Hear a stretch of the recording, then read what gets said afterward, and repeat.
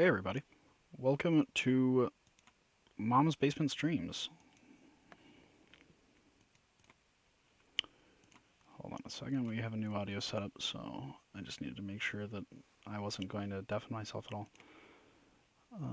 Okay.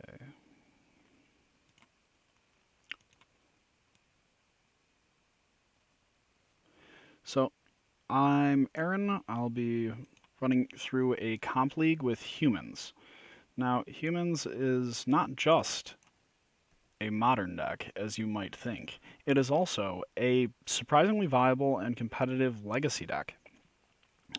The basis of it is the same. Play an Aether Vial or a cheap threat and just keep running out beaters until you win.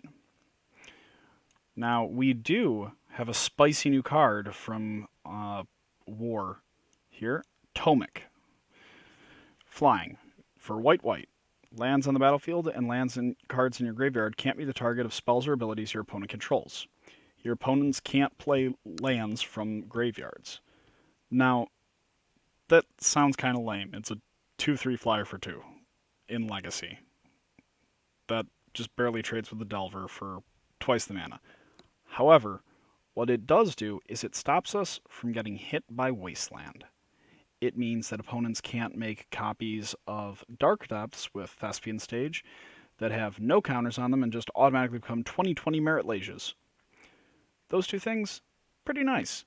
It's also tutorable with Imperial Recruiter. Now, it's notable that this deck runs Imperial Recruiter over Recruiter of the Guard. Why, you might be asking? Well, cards like Tomik have 3 toughness.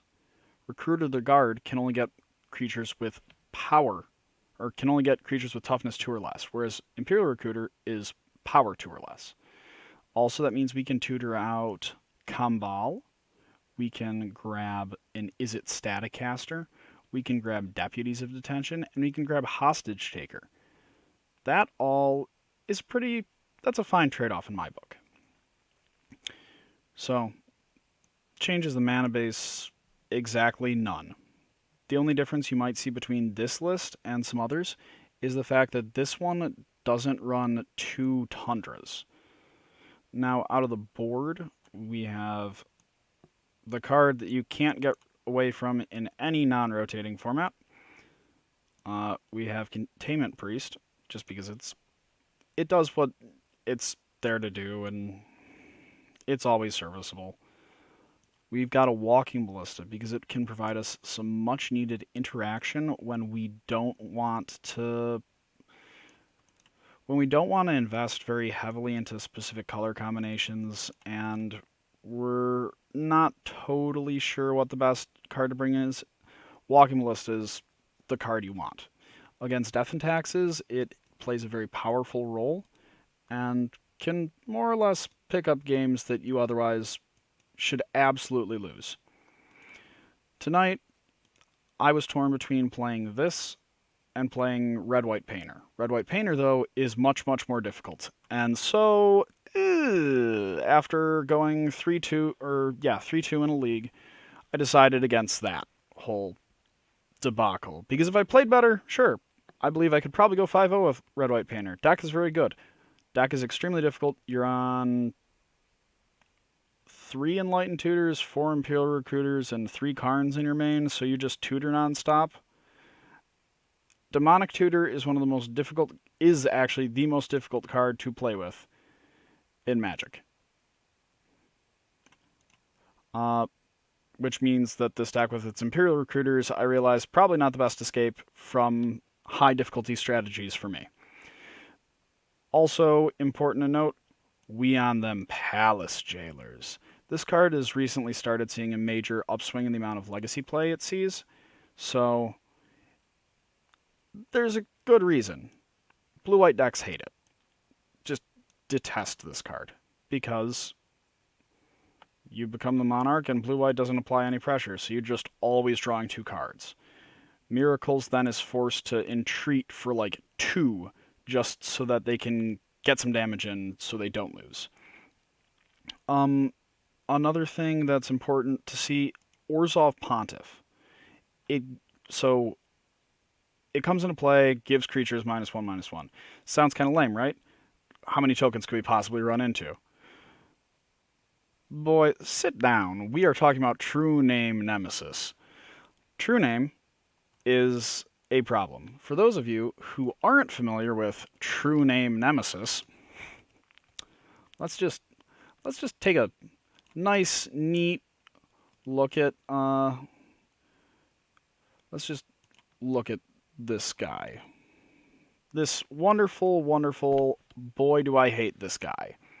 True Name Nemesis enters the battlefield, choose a player. It has protection from the chosen player. That's ridiculous. Suddenly, you have a mini Progenitus. Humans, naturally being a deck with a lot of creatures, can be stonewalled pretty hard by True Name. Orzhov Pontiff is a searchable answer to True Name Nemesis and other threats. So yeah, this deck is pretty well equipped for everything because they keep pushing the power of creatures. Oh, we even have a deck list up? Why, thank you, Josh. You're so swell. Anyway, so we're going to just start it off. Now, in the meantime, I'm going to give you a quick rundown about War of the Spark. And I'm going to tell you, I told you so, no less than like 4 times. So let's just start from the top. Okay, so we have our standard Grixis Delverfair. This is the most recent set of 5-0s that came out of the mothership, i.e. Wizards, blah, blah, blah, blah, blah. These are 5-0 lists. Now, this list with Arena Rector isn't what I was expecting. I was hoping that we would see Arena Rector lists with Nicol Bolas right now. Bit ambitious. Format is still sort of figuring out where it wants to be. And that's okay. Wait, Personal Tutor? I don't even remember Personal Tutor. Oh, okay, gross. Now, where are you? Cards that I actually care about. That sounds way worse than it is. Also, really cool Arclight Phoenix list. It's Storm. It's a Tez list that splashes to be able to combo with Buried Alive and just Phoenix people out, which is kind of swell. Now, Yakaldir, I have played against twice now. Shout out to him and his YouTube channel. You can find him, and he has this really sick, just mono black prison list. I can't quite call it Pox because it is more than just Pox. It's very Planeswalker heavy. He cut down on the number of Ashioks I see, and went down also on a Cursed Scroll. Probably put the Nether Void in main. But there are a lot of cards from War of the Spark that have slowly been filtering their way in, and it's very exciting for Legacy to see just so many playables. The last time that something like this happened, we ended up kind of breaking the format pretty hard. You might know these 2 cards, Dig Through Time and Treasure Cruise. Weird. Well, our opponent is continuing to be slow about things, though. I don't know why they're taking so long just to decide. We also have... this is just pretty standard burn fare. Sorry, Josh. I'm not meaning to completely talk shit about burn, but... Okay, so now where... What was... Huh. I thought I saw... Oh, yeah, Great Sable Stag. Okay, here. Dreadhorde Arcanist. This is a card that I was very excited about for Modern and Legacy. I didn't really see it getting too much love in Standard. I was wrong. It gives you flashback for small things. In Legacy, in Delver decks, especially this type of list, you have a ton of 1-mana cards, a lot of 1-mana burn in particular, which means that this list doesn't need Price of Progress. Your goal is to just keep flashing back small things until your opponent is dead. Price of Progress is also at its lowest value we've seen in a long time, solely because there are so many blue-white decks, and it is altogether exhausting to see blue-white so often when you're on Price of Progress. So blue-red is pretty well on the downswing when it comes to how Price of Progress heavy they are, which is cool because I played a lot of Price of Progress in the last few years. Now, I don't think there's anything new with Turbo Depths. There might be Liliana's Triumph in some lists, but Miracles has gotten an overhaul. Narset Parter of Veils is as ridiculous as I was expecting it to be. Turns out a card that turns off people's brainstorms and cantrips. Pretty good. Wild. Also, Teferi is in the list, which means this type of play is built to break blue-white mirrors. Important to note, there is no longer any back to basics in main. That's a commonality that we'll discuss as soon as this game is over. Let's see. So we have a... Whoa, no thanks. This is fine.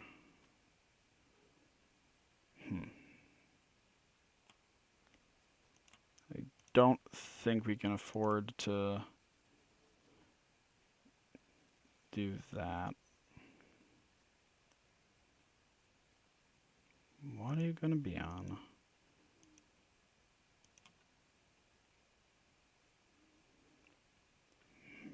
Okay, so let's name some humans. Okay. I think I'm going to run out this Mother of Runes. Just because then, if we need to protect, say, a Meddling Mage next turn, we can.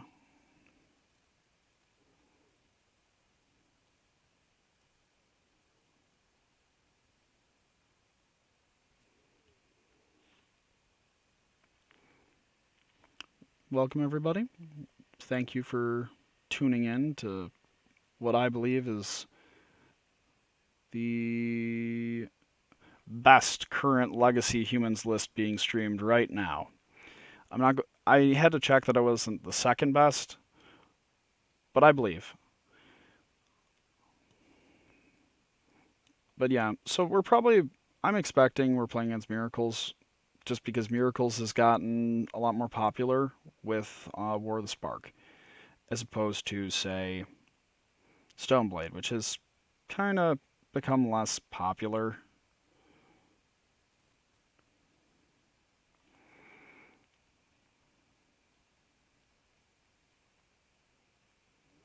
It'd be really nice to get a Kitesail freebooter right about now.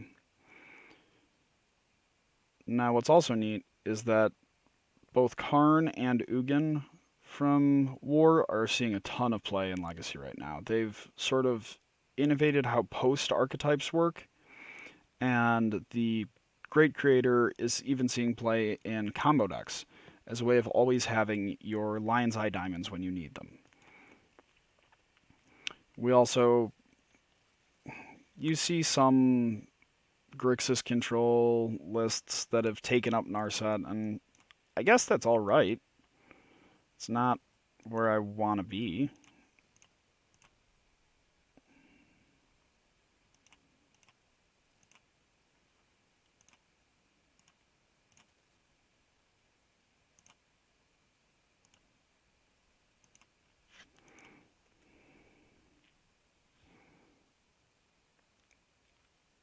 Gross.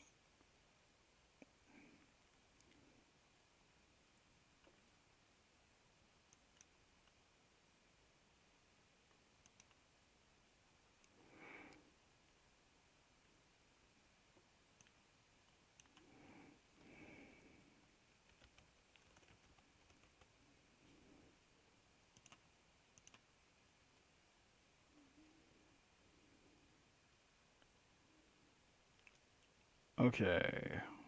Huh. Well, this is going to be unfortunate. This is one of the worst matchups for humans.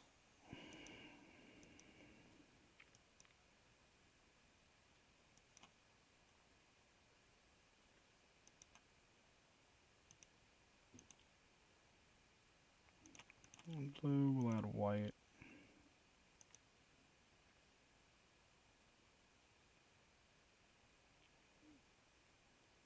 And then we'll say show and tell.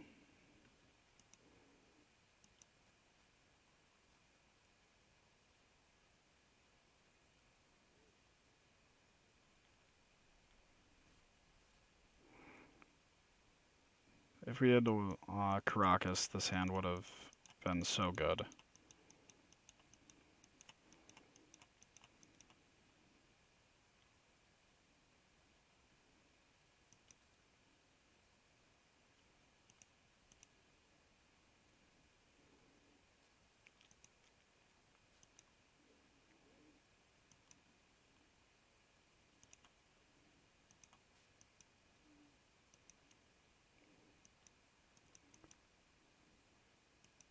So I was worried he was going to just put an Omniscience into play and just hard cast Emrakul and just get the extra turn. But he's probably just going to show it in.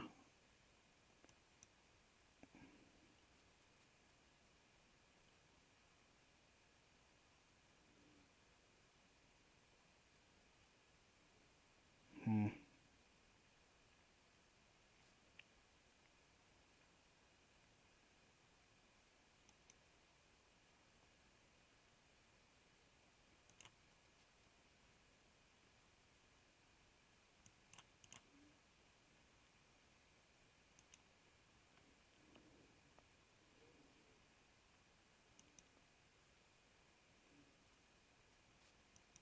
Yeah, we're just going to be dead.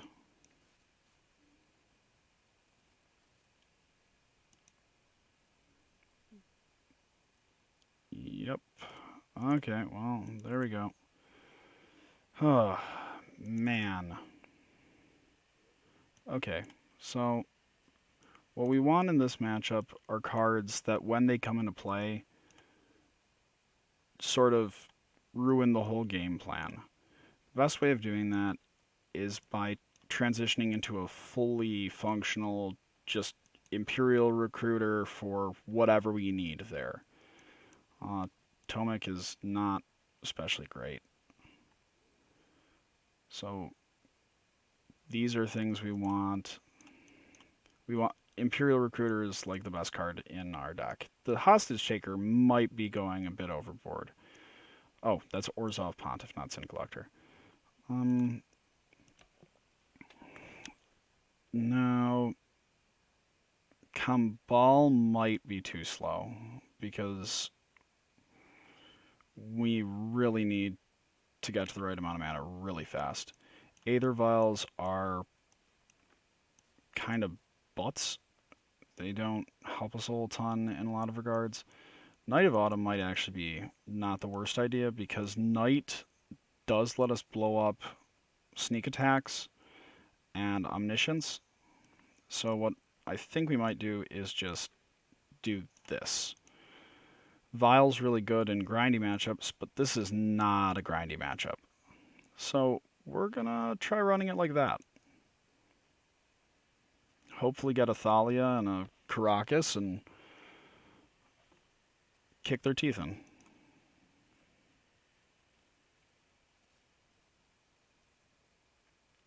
This hand feels like a complete trap, but I want to see how it goes.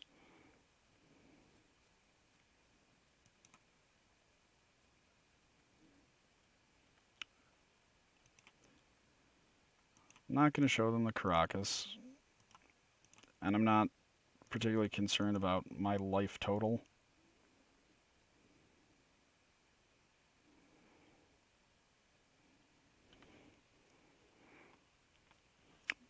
The reason I say I'm not concerned about my life total is that, well, technically you can nickel and dime show and tell out with like Mother of Runes, it's not netting you a lot. I left moms in because they're a way that you can play around sort of weird stuff like Jace the Mind Sculptor, um, Sudden Demise, stuff like that. Really odds and ends crap that you actually see out of nothing but.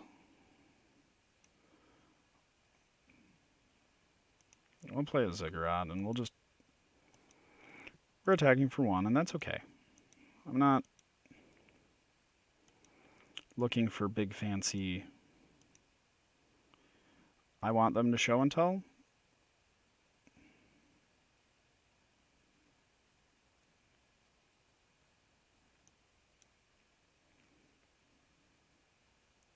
Okay, you know what? That is totally rad. I really don't want to do this, but wizard.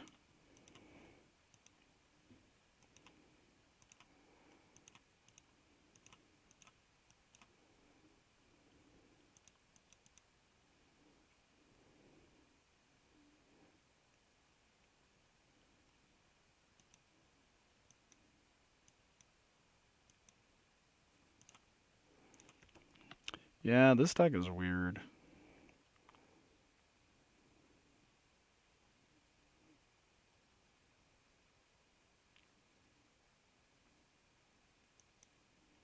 So next turn I'm going to play the Crocus, and then I'm going to run out a Sanctum Prelate. And if the Prelate resolves, and I'm able to put it on 1... Yeah, I think I'm on 1. It's either 1 or 3.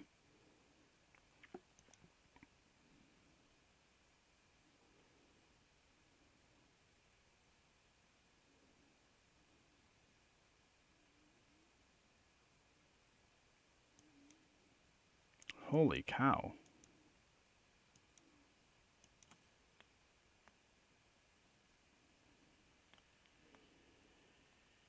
Hmm.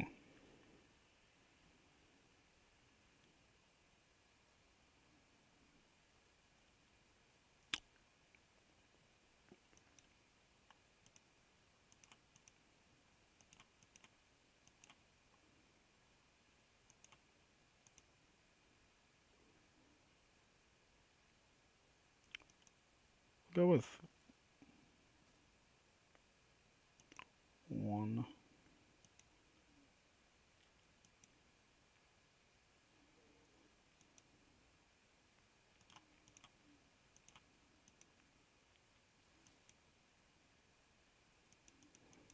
I want some damage in there, but also... Okay, well... Show me the... Emmy? What do you got for me? Oh, I should pull up like a stock sneak list for you guys. Just because it's something nice to refer to. Okay, so this is about as stock a sneak list as we're gonna get. Right now, you can find Dazes and Simian Spirit Guide in sneak lists because they need to play faster in order to deal with how much more controlling the format has gotten. And yeah, you just run shit out. It's not rocket science. If you play a lot of EDH, you'll probably feel great if you play Sneak because you're getting to run cards that you just otherwise don't.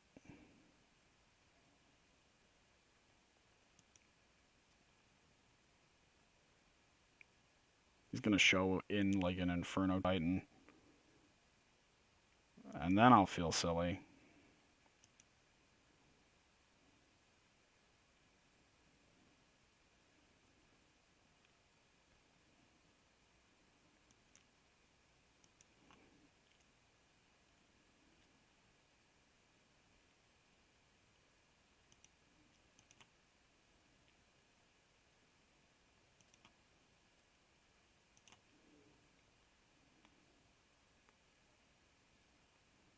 Okay.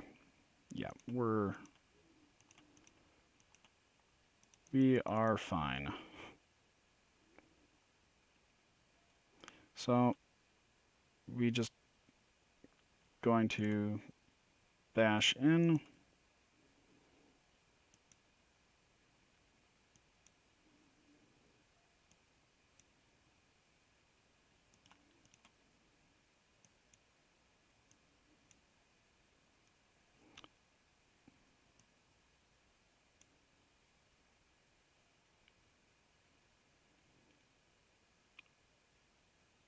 So let's say he... Oh, I was supposed to have run the Crocus out. Ugh, I screwed up the order.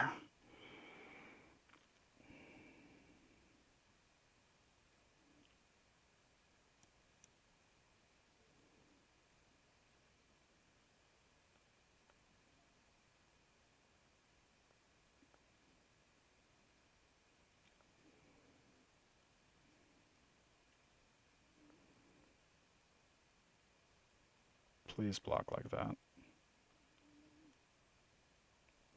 Well, okay. Actually, oh, punts. Okay, so... Yeah, I just have to deal with that, because...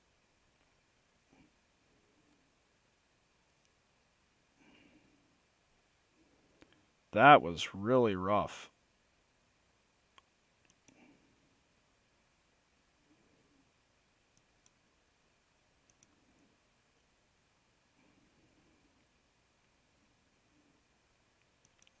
Oh my god. Yowza. Okay, well, punt count 1. Keep me honest.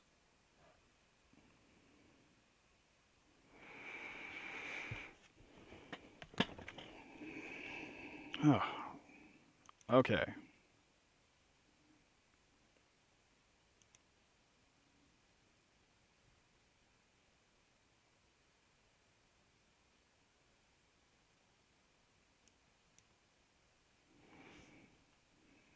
Only have Grizzlebrands. Please?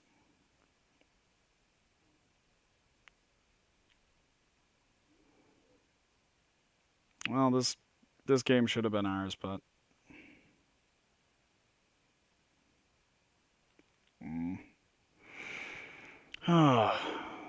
Switching decks. Always a problem.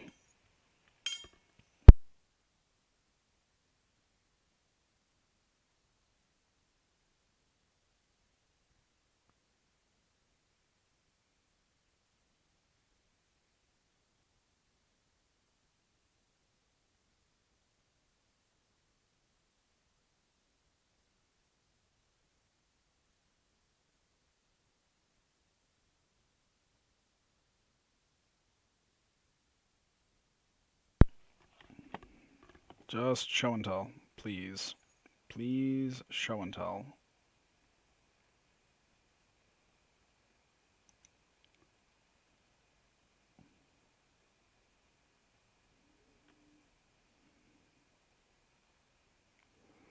Hmm.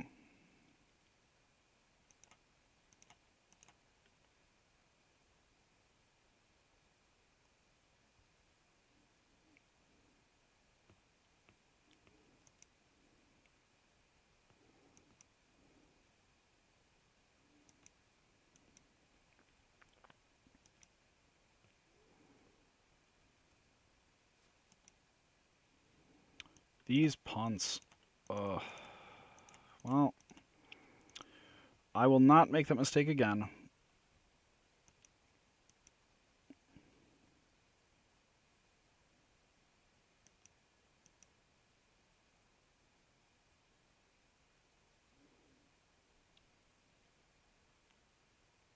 Hmm.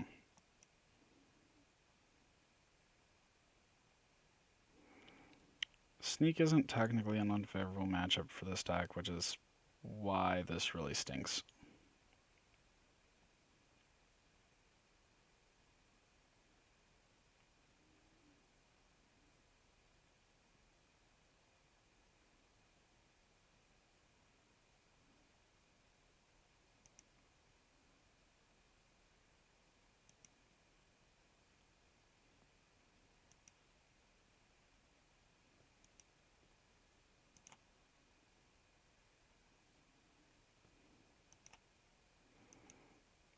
Okay, so we'd more or less need them to show and tell here for us to win.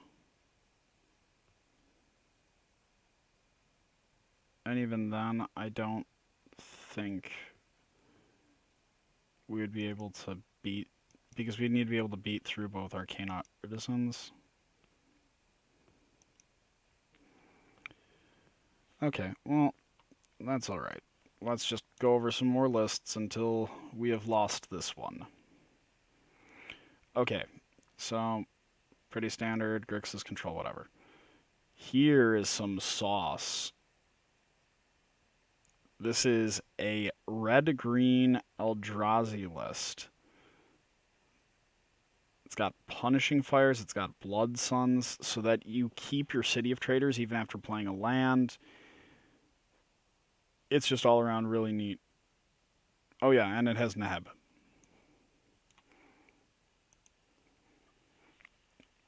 Okay, back to this bit. Yeah, whatever. There's Narsets and High Tide. I don't want to talk about High Tide players. Okay, that's fine.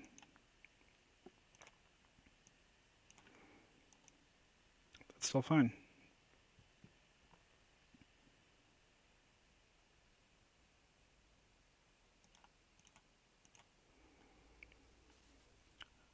Okay.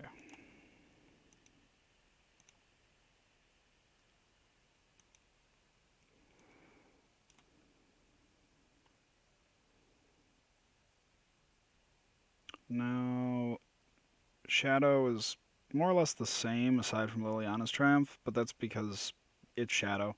Liliana's Triumph, while not a super splashy card, is just a very solid card. Elves, I think yeah, they run the new Wolf Boy.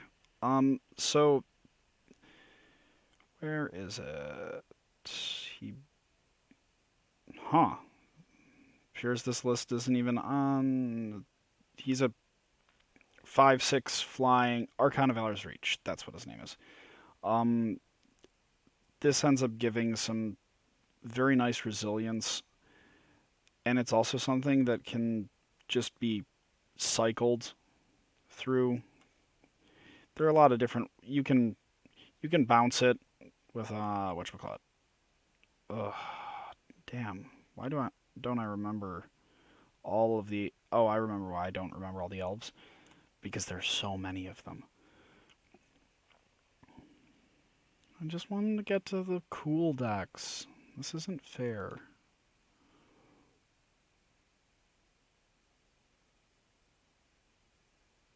Can't keep that. Definitely can keep this.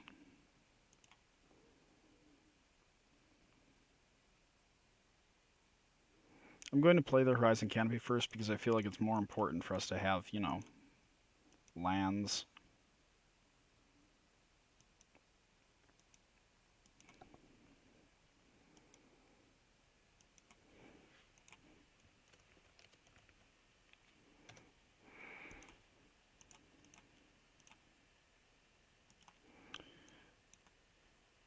The next turn, this is what we are playing because we need it in play.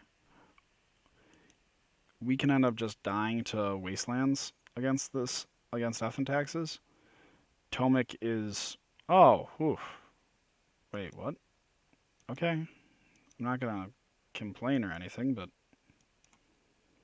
definitely wasn't expecting that. We'll go human.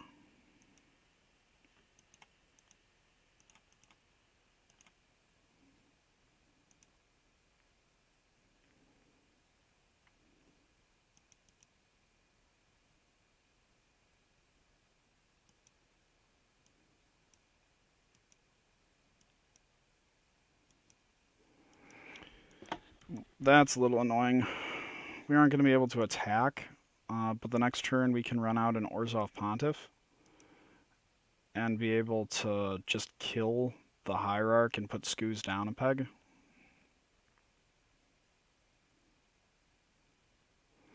Good news is because they're on Maverick, this is a very solid card here.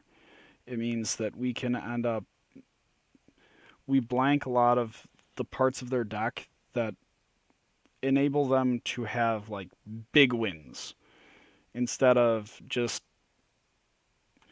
neither reliquarying us out of the game by getting wastelands. We get to sit around and we get to do a nice back and forth thing. If they run out a... Wow, this is bad. Stoneforge, we can kite sail. I don't think they would want to play a Stoneforge here. I think...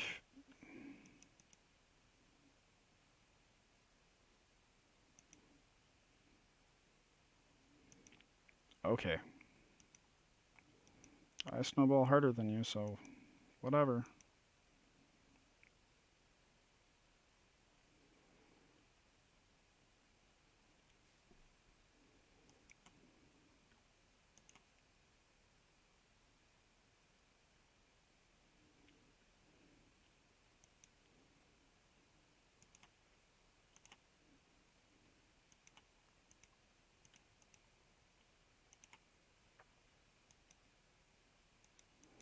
So why didn't I run out the Ziggurat instead of that? I think we have one creature in the main deck that isn't a human. And that's...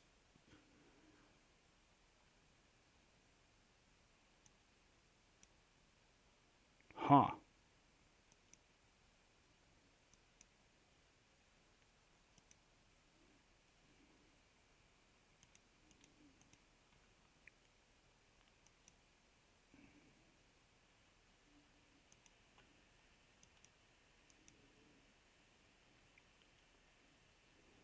This is a weird one. So they can have a mind sensor. But that's definitely not something I care about. Yeah, that's cool.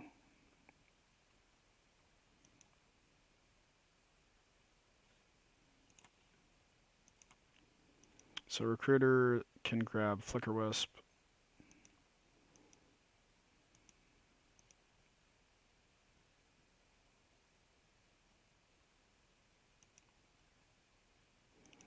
I think here we don't actually want to play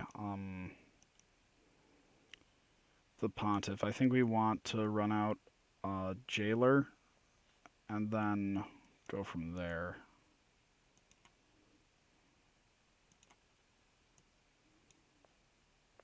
Because if we play a Jailer, we get the Skoos off the battlefield, and then we can sort of maneuver ourselves into a position where Orzhov Pontiff is actually good.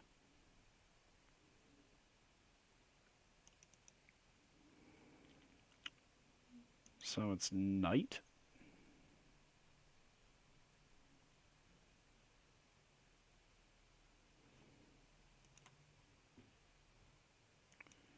Oh, it's their Palace Jailer.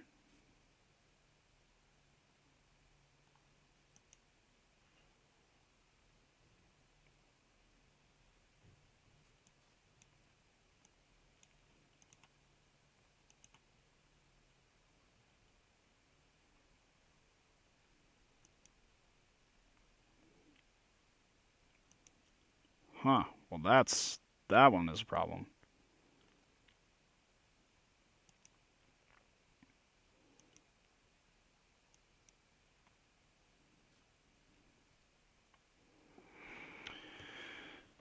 So we run out. Now we definitely have to play the Pontiff.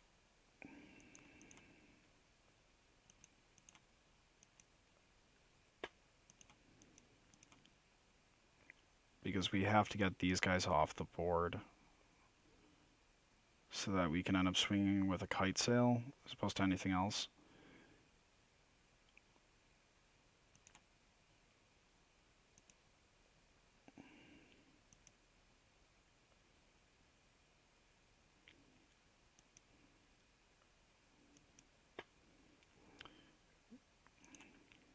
Scoos is going to be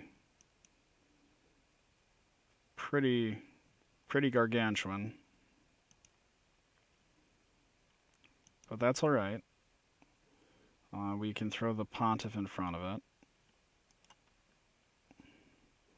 Haunt is a weird mechanic that you had to read.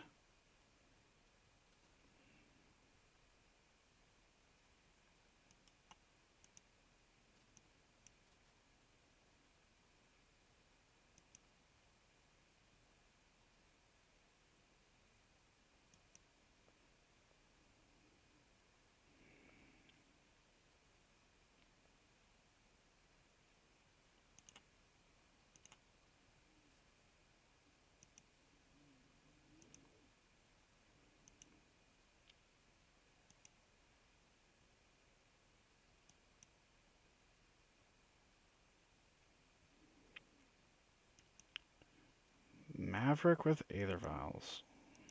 Really odd. Okay.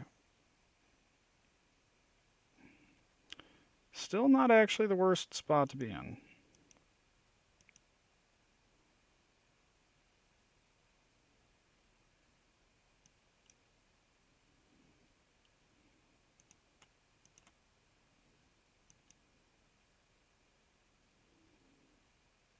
And we're going to toss the Haunt trigger.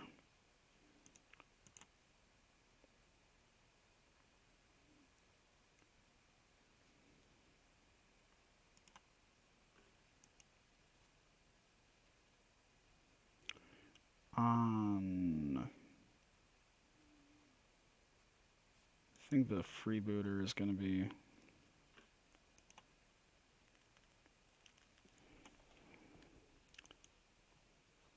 Yeah, we just needed to force them to do something. So we now get to Palace Jailer away there. Okay, whatever.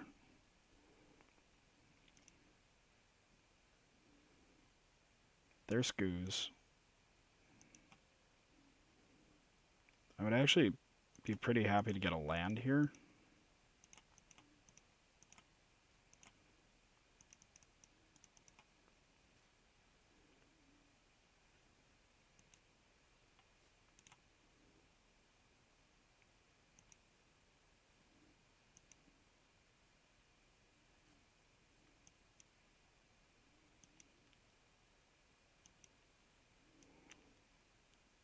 Yeah, they might just keep Flicker Wisping us. That Aether Vial is such a problem here. The combat tricks that you can do with these decks are pretty ridiculous, actually. The Rishadan port, though, is totally useless. That's the good news.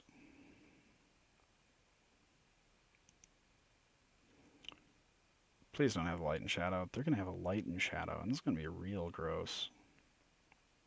Oh, okay. I can totally live with that.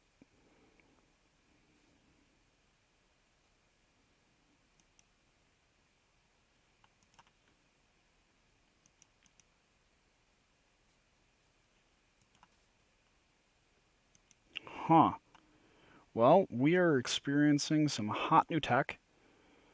Fresh out of War of the Spark.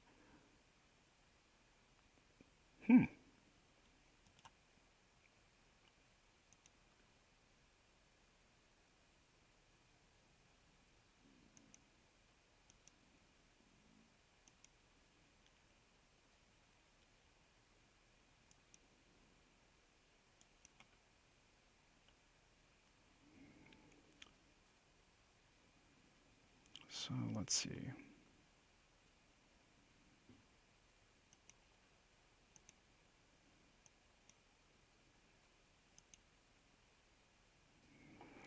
If I swing with the Tomik at Vivian, then I play another Tomik. I know I was supposed to have swung with, or played the champion first.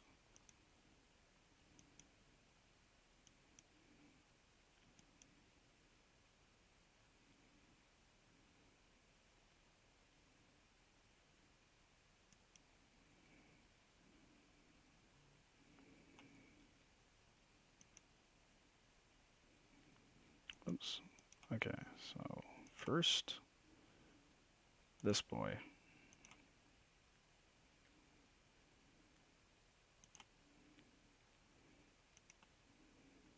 Then let's get rid of this stupid guy's cradle.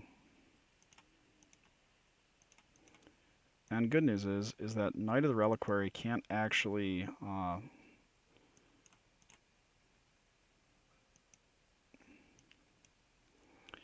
do anything because of tomik, actually, as weird as it sounds.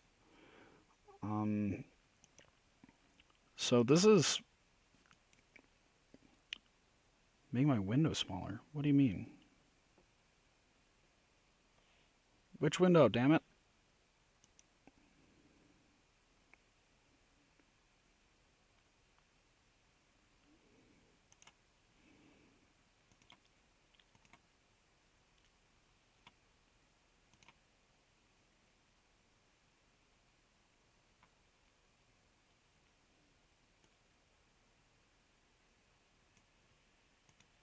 Like that?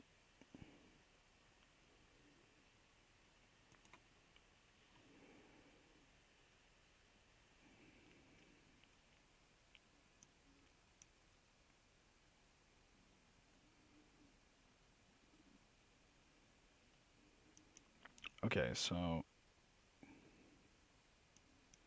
Oh, that's how he's getting rid of the mom. Okay.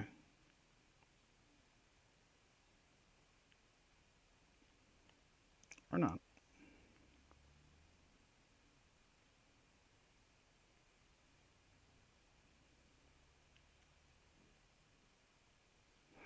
Monarch is such a cool and weird mechanic. I wish...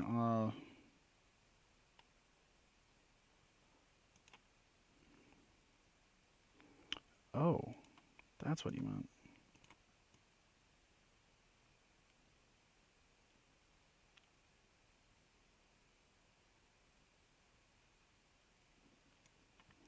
There we go. Okay. What? Oh my god, I'm an idiot.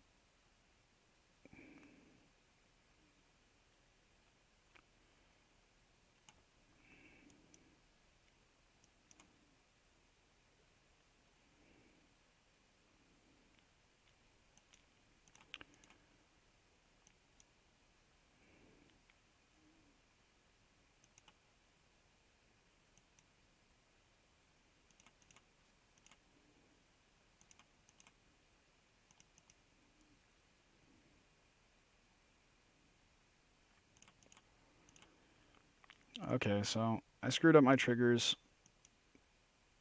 and let them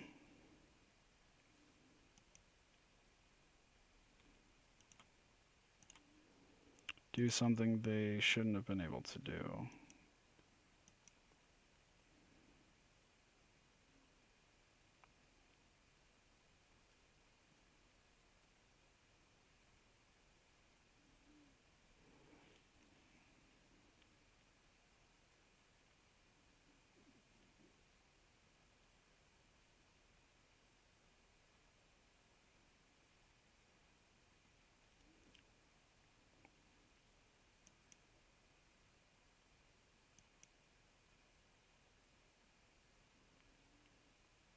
So grab a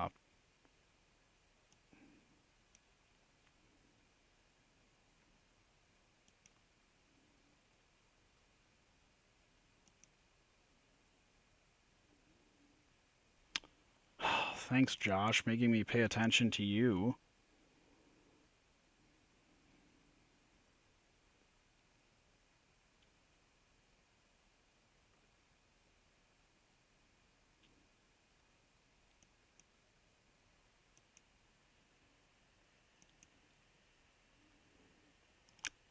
I'm dead on this. After that punt, pretty dead.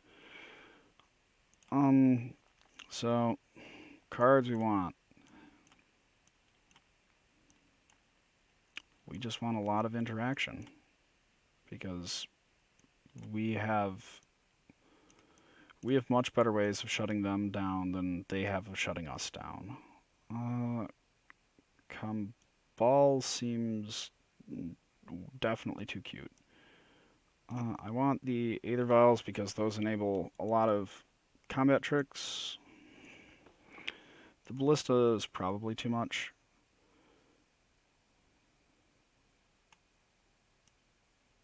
Definitely need... Okay. Thalias are not great here, despite Metal Mage has very limited utility, and I'm not... okay, so Thalia is definitely actually better than... Well, no, I want the kite sails because I need them to deal with whatchamacallits, to deal with equipment. Oh, my opponent says hi stream, so everyone who sends my opponent good vibes or energy or whatever, okay.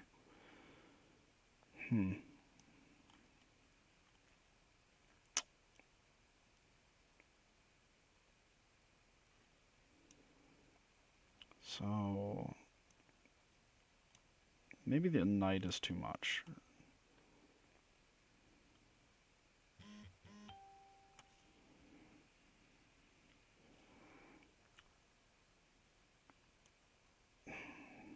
It's really hard calls.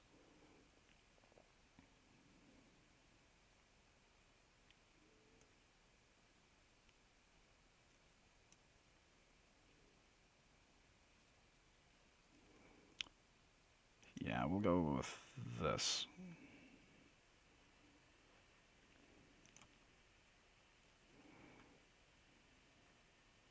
Snap keep.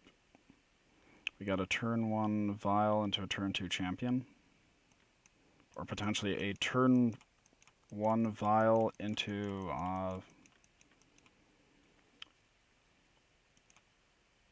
turn 2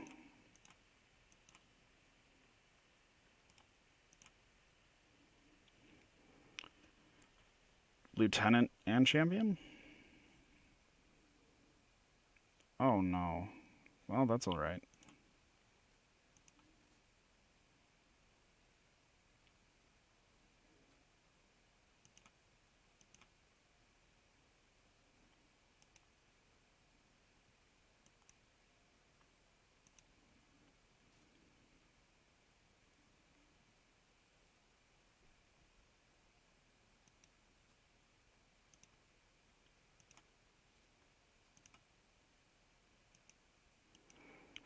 We're gonna bait him out with the old be afraid of my Aether Vial play.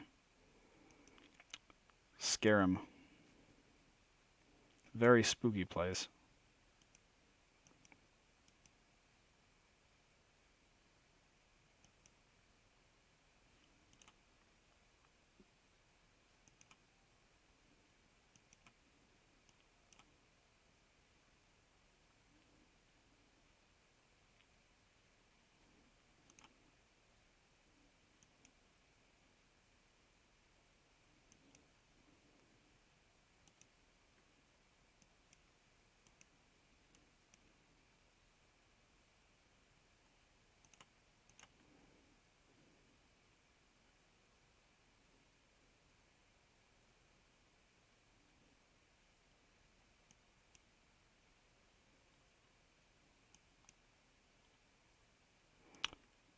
I am totally fine with that.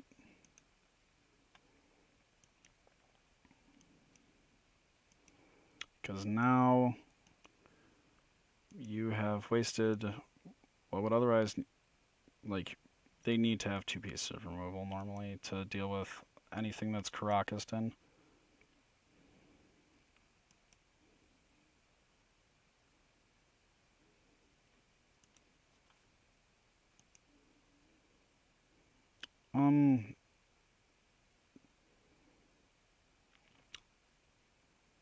Here I don't necessarily want to, because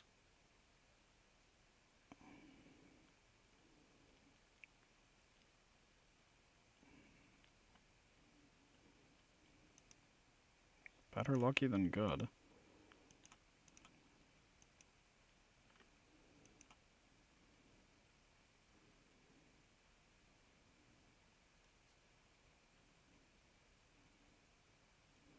So it's either Stoneforge or...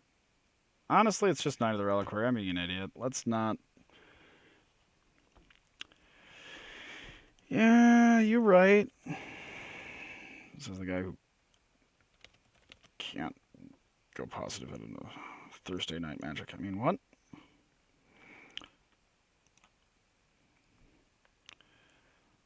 I said only with love.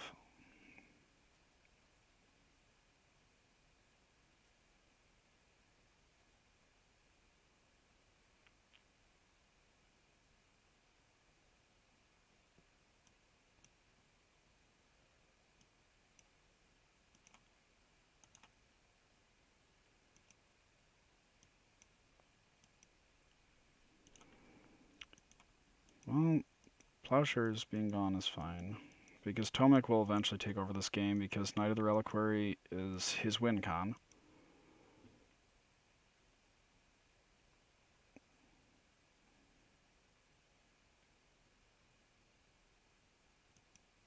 That's rough.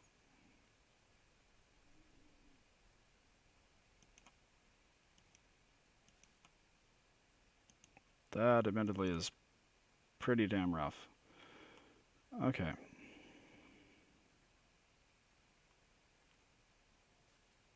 Hmm.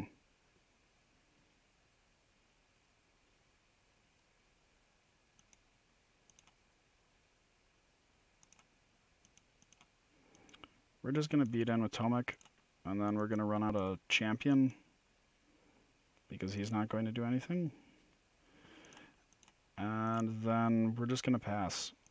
And eventually we're going to be able to run out this Imperial Recruiter.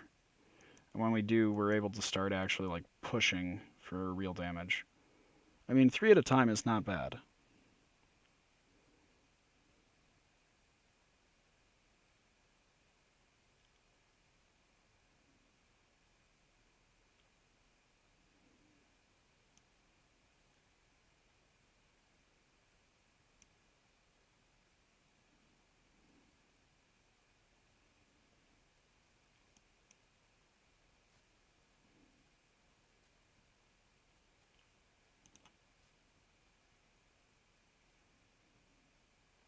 Hmm. That is really unfortunate. I think I want to just draw.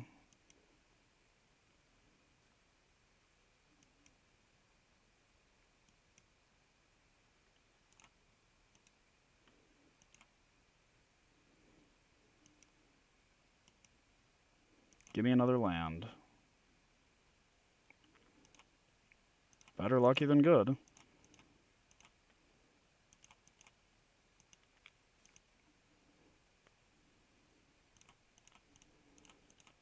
It doesn't matter the order of those things.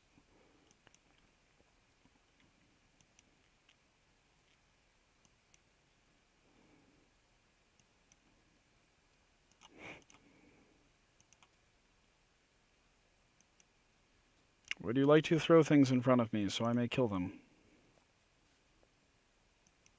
Okay, you would not. Well, this is what I get for not playing, like, Creature Toolbox very often. Okay.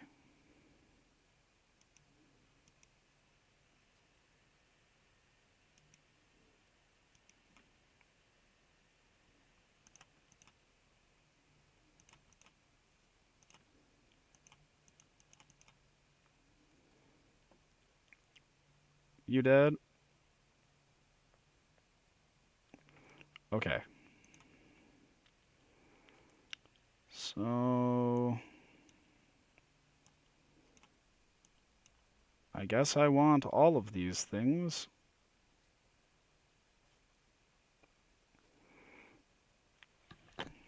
What? Any chat? Any idea what the cuts are? Because this is a lot.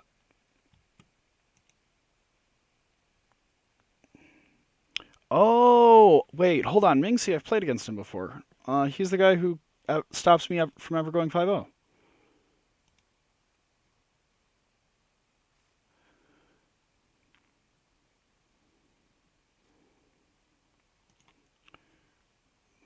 Mm-hmm.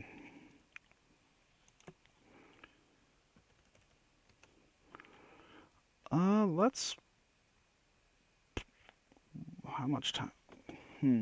Tomik is really, really good, and I kind of just want Tomiks for days. Actually, Knight isn't as good for us as it is for them. I don't think it's less vials. Less vial feels really incorrect. Just because we have so many ways of just generating an insane amount of value when we get to 3 with a vial. Maybe the ballista might be too much because they aren't actually running any Mother of Runes, to my knowledge. Having the one of Meddling Mage is nice just because it's... Actually, we should probably have just one Thalia because then these are things we can tutor out.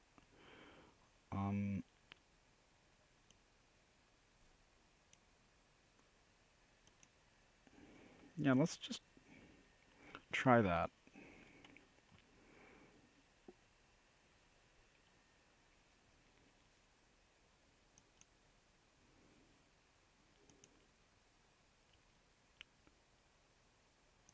So we are also going to run out of Nether Vial.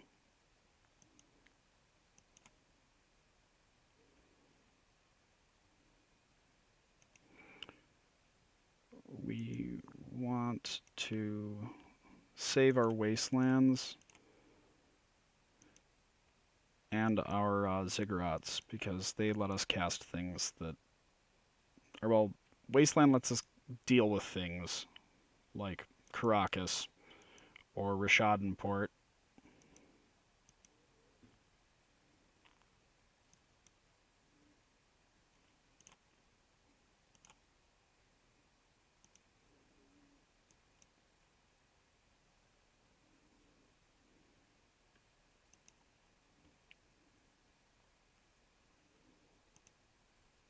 So we're going to get out both Noble Hierarchs here.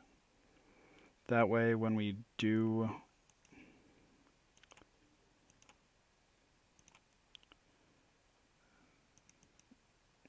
get the mana we need... So next turn, we get a Mom online as well.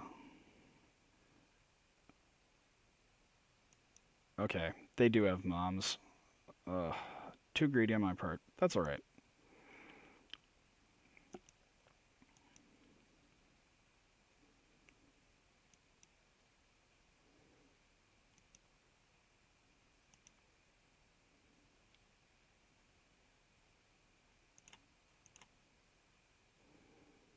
Yes, I will use that. Okay, there we go.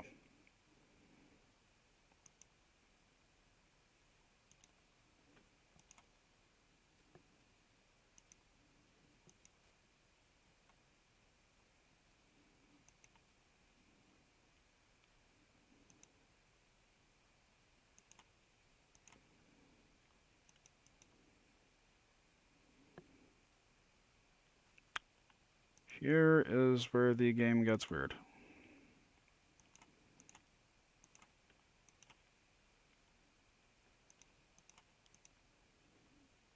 We're going to name Swords Plowshares.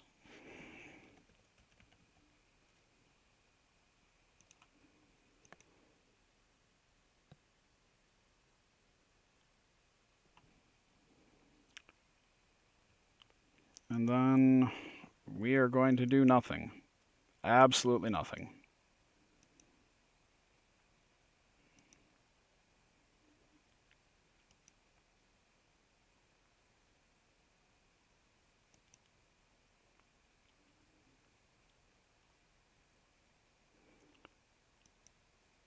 So he needs another land before he can... Well, no, actually he doesn't. Ugh, gross.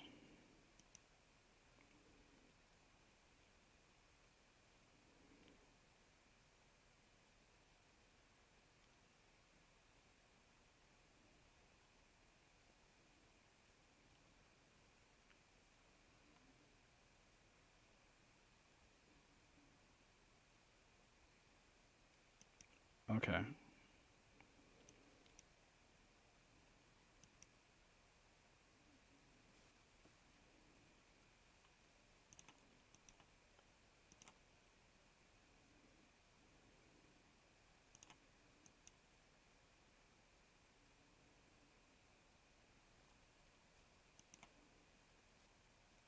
Tomik. So now they'll have to protect from...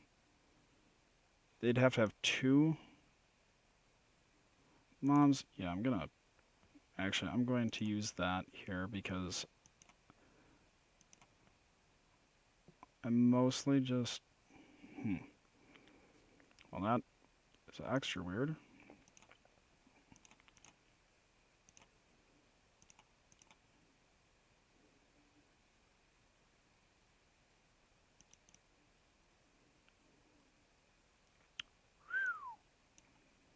Yowza, that's pretty nasty.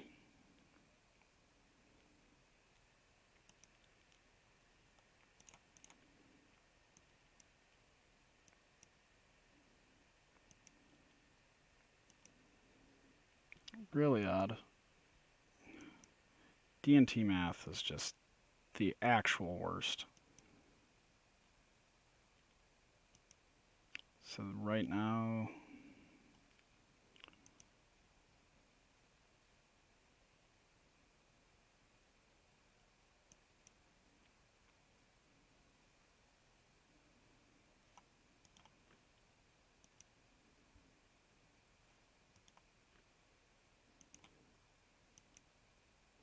That Mangara is going to potentially kill us. So we really need...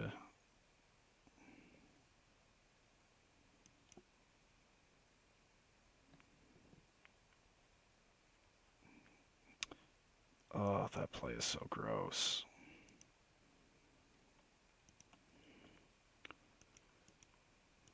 Plashers, Mangara, Footrest.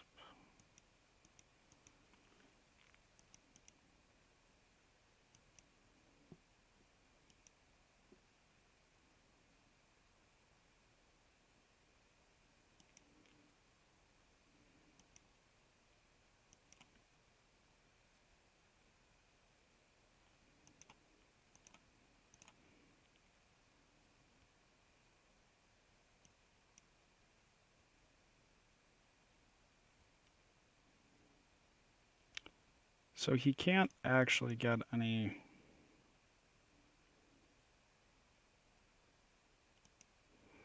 attacks or anything in, really.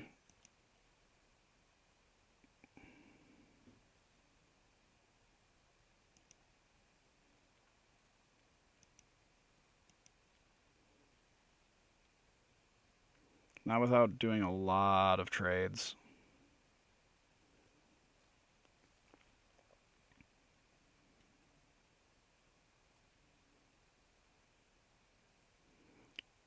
He doesn't have a Caracas, so he can't use Mangara really willy-nilly, which is exceptionally lucky for us. Wow, this is only match 2? Holy cow.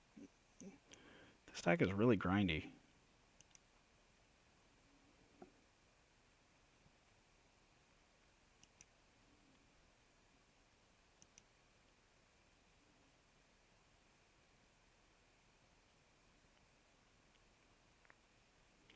Come on, give me a Staticaster. Please?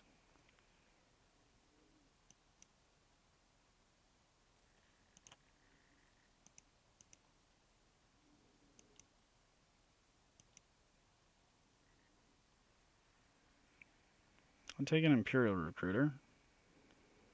Imperial Recruiter would get us there. That also probably works. So let's say I attack with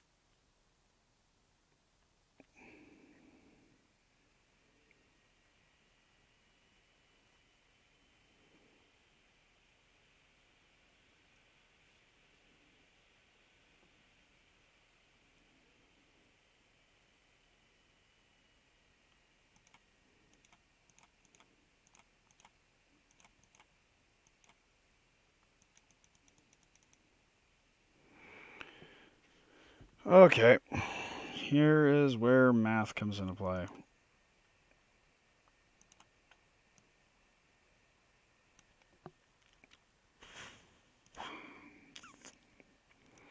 So I got rid of the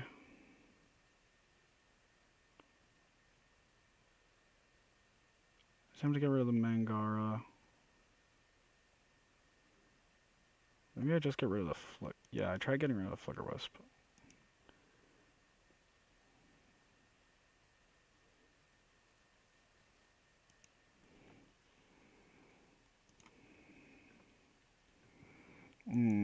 Why are you not behaving, stream? Man, some days are just real slugfests.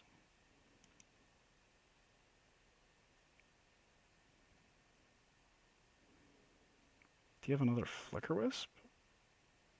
That's the only question I got.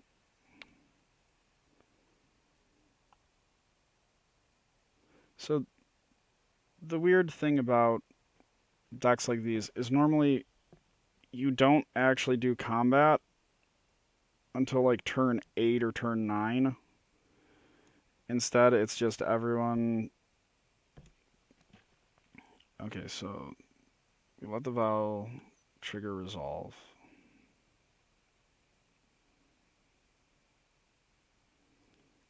If I protect the Kite Sail,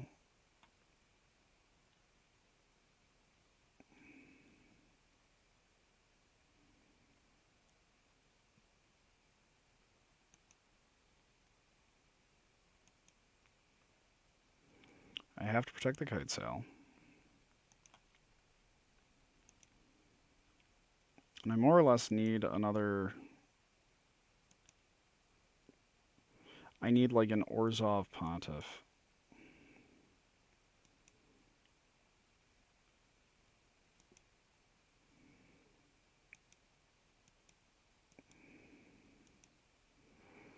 Because the only way I'm winning this, I have whatever I have to do. I have to keep this Flicker Wisp from the G-Tade Flicker Wisp from getting damage in, because otherwise I'm dead. Because then he just starts pinging my board down. Even if he gets the Monarch, that's fine compared to that.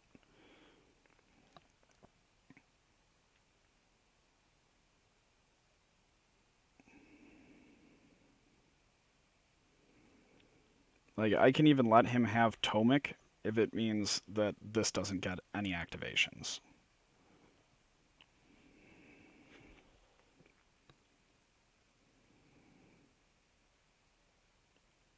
So if he activates this to hit the Meddling Mage,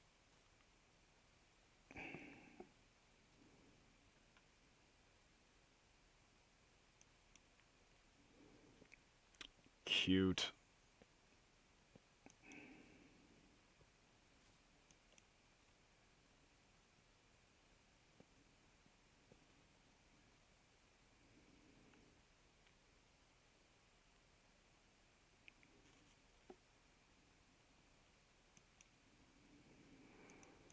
So I throw.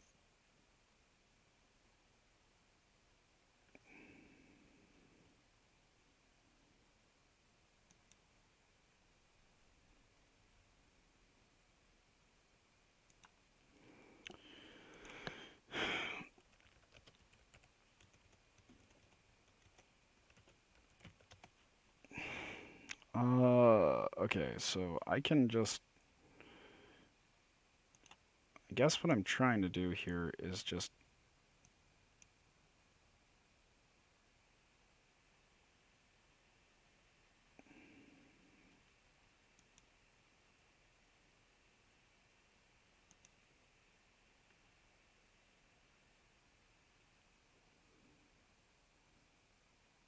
Yeah, take the tomik. That sucks. I think the one out here is getting an Imperial Recruiter, because then I can just blow out his board.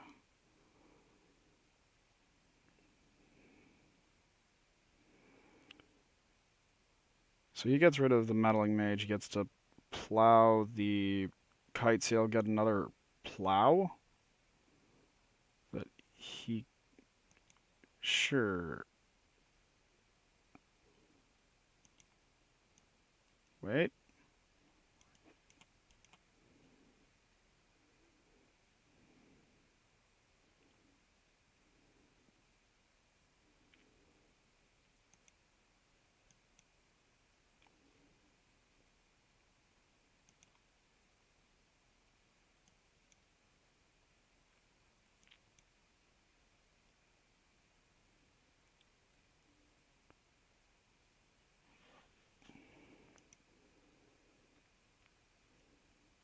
Okay. At least we got to Wasteland the Dryad Arbor.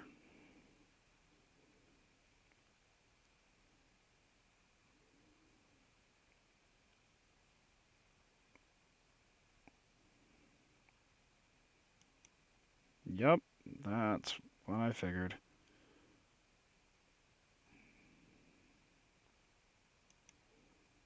Well,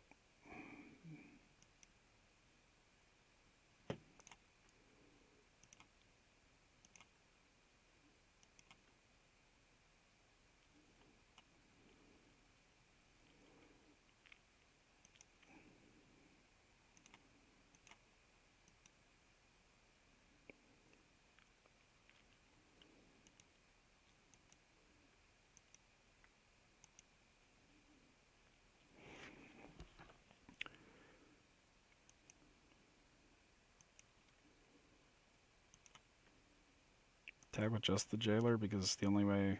If he has another Flicker Wisp, I guess we just lose.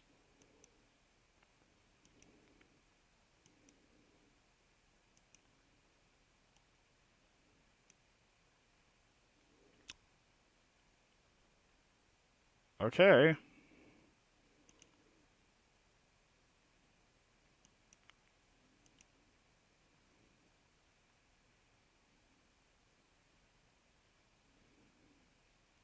Kind of gross, but...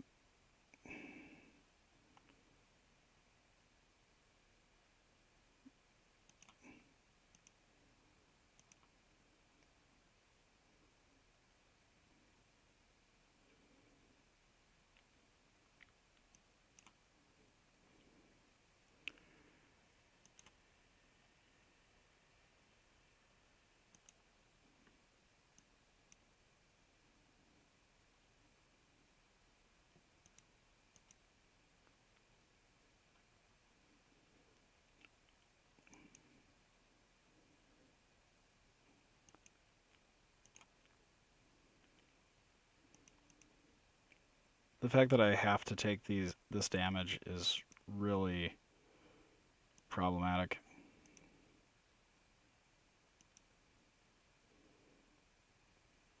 I just have to keep eating it until I can get something on board. And I need...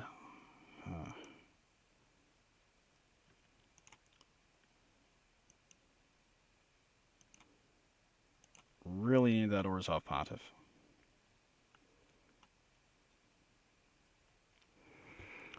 Okay. So...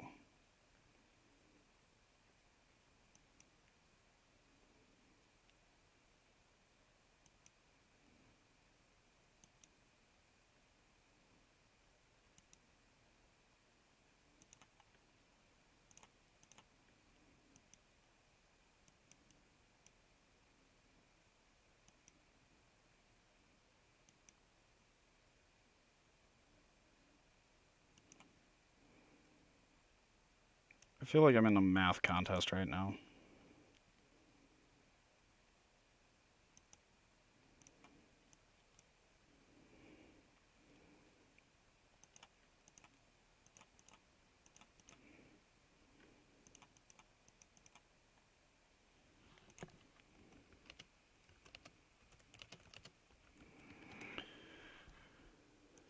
Okay, so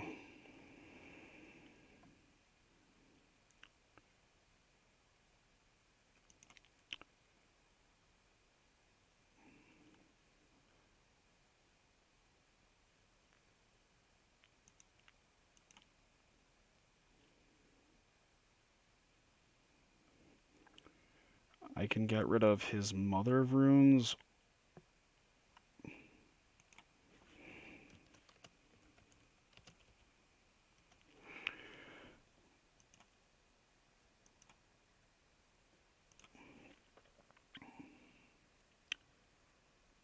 So if I get rid of all the nobles, or I just get rid of the Jite.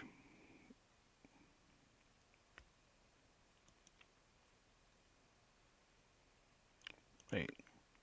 Oh, okay.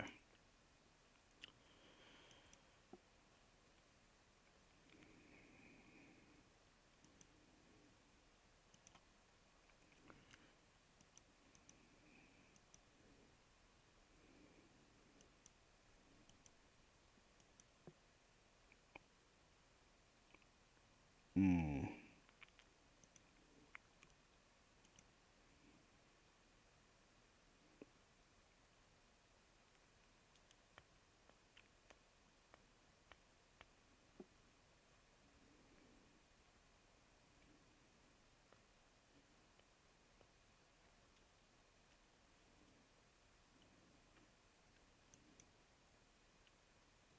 Take 6.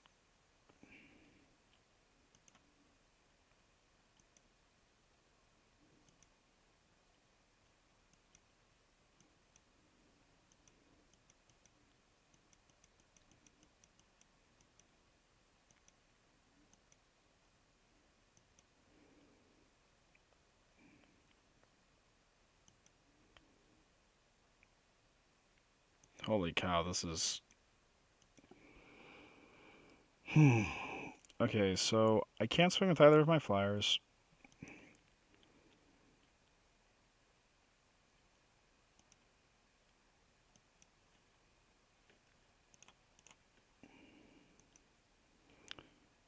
No.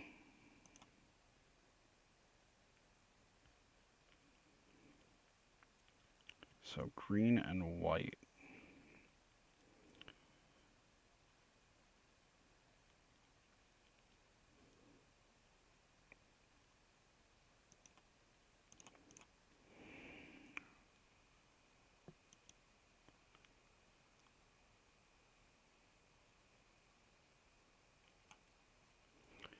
If I give it protection from green,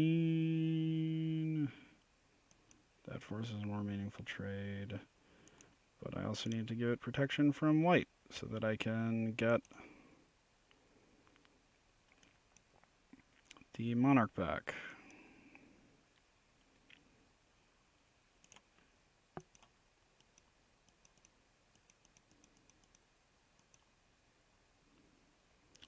Please give me the pontiff.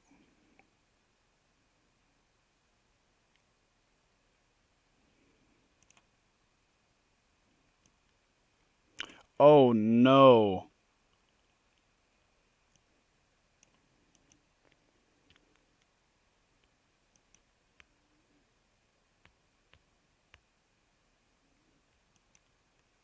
Oh wait. Who gives a shit?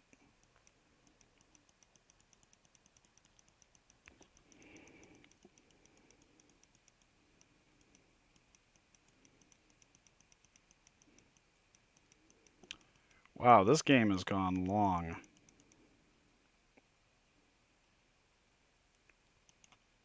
Holy shit, this game has gone long.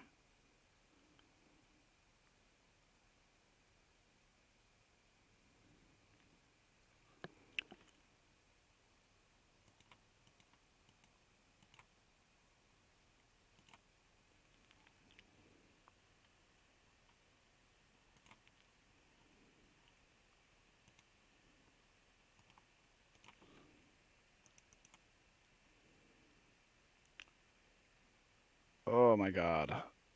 He's going to Flicker Wisp again. Flicker Wisp is so brutal.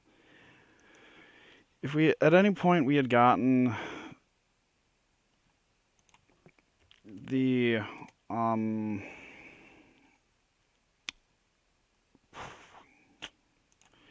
at any point we had gotten a Imperial Recruiter, we would have ended up winning this one. Unfortunately,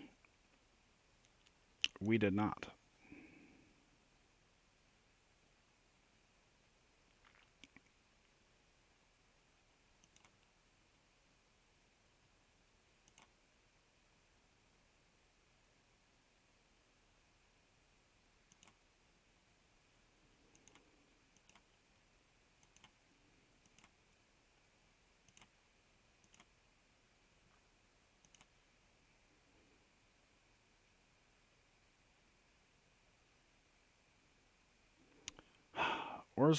So we had 40 cards left. We had 3 Imperial. We had 1 Staticaster. We had 2 Pontiff.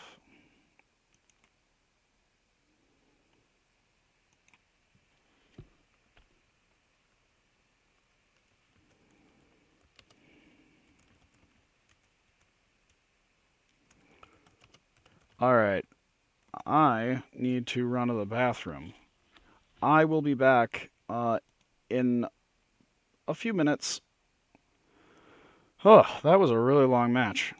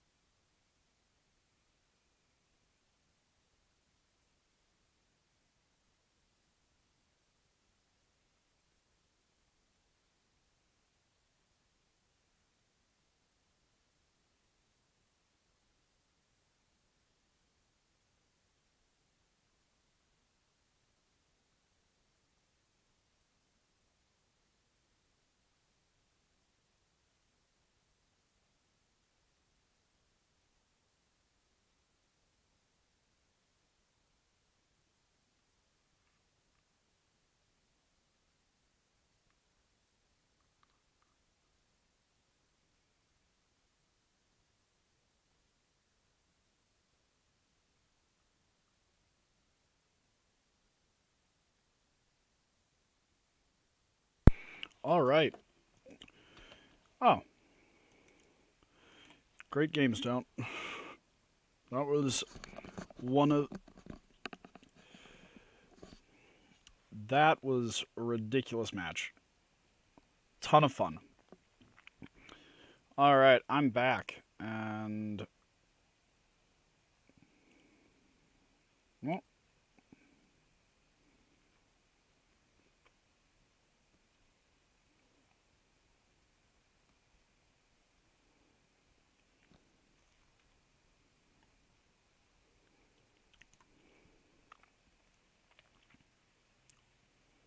I can't correct. Josh, I can't end up doing that. That would require me changing the entire.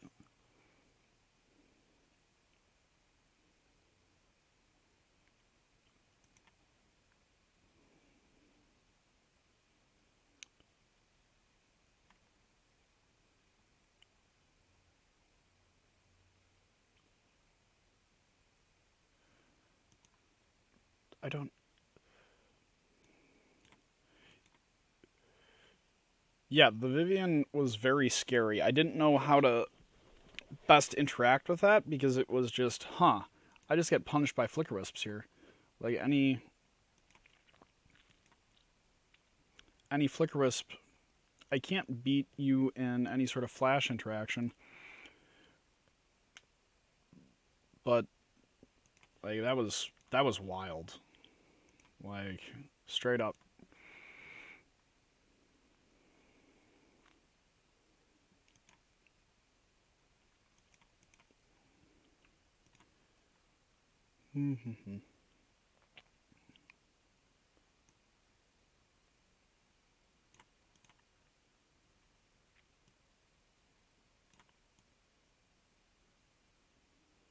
Oh, okay, I see.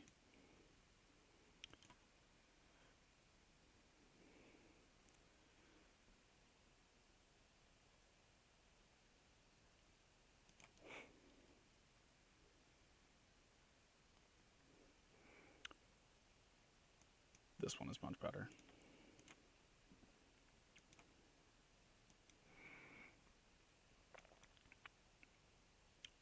Am I? Don't tell me I'm playing against Dredge. Oh my god.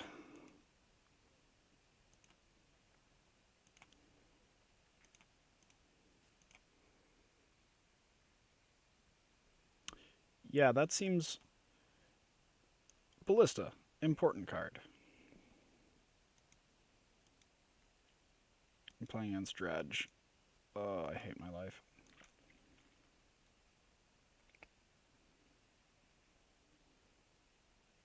Well, it's not Dredge. I don't hate my life anymore. I mean, yeah, whatever.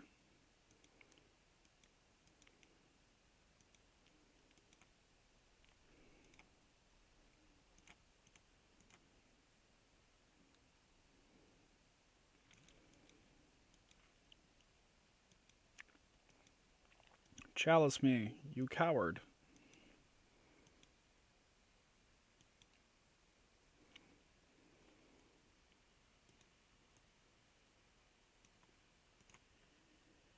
Wait, what are you playing? Huh? With. Oh, they're on Bomberman. Huh.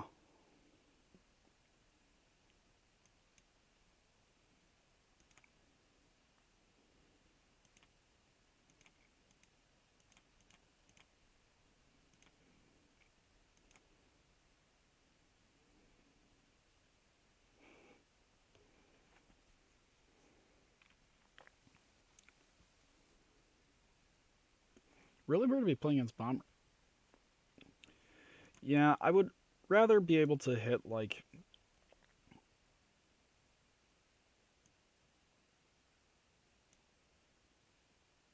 Excuse me?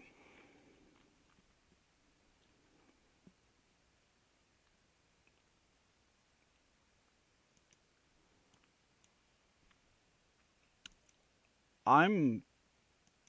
I'm been bamboozled. I don't. I don't understand. What is happening? Who is this absolute fucking mad lad?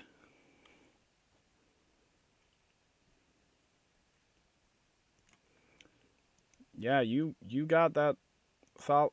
You, yeah.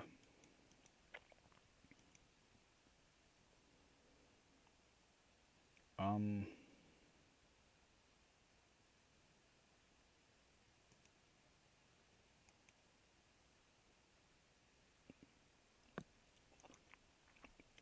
Hmm.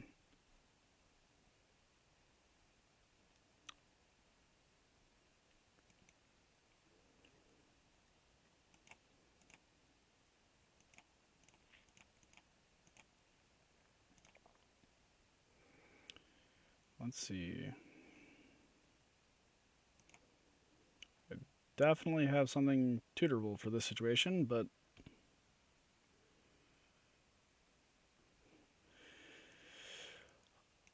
oh, effort is such a strong,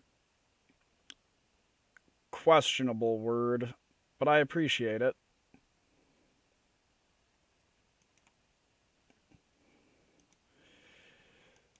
I don't know if I put effort.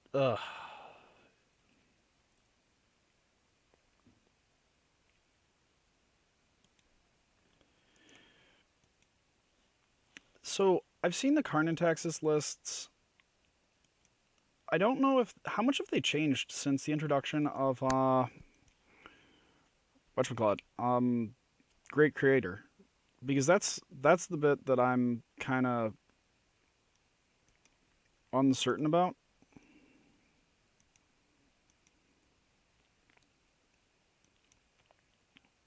Yeah, whatever.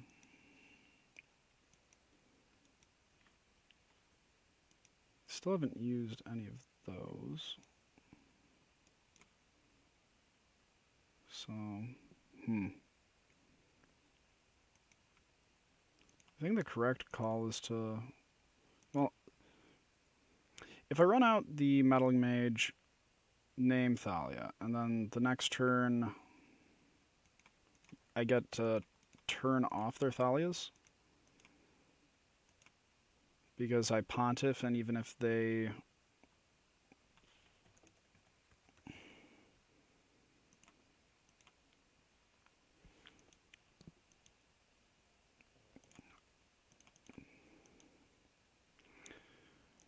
It couldn't have just been Bomberman. Something I know how to play against.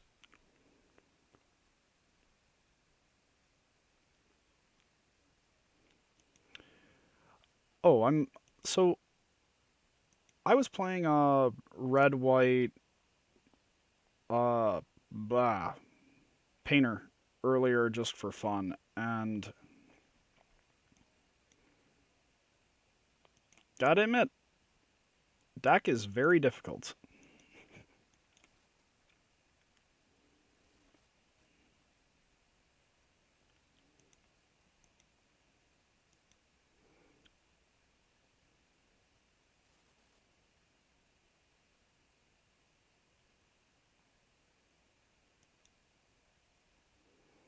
Holy cat.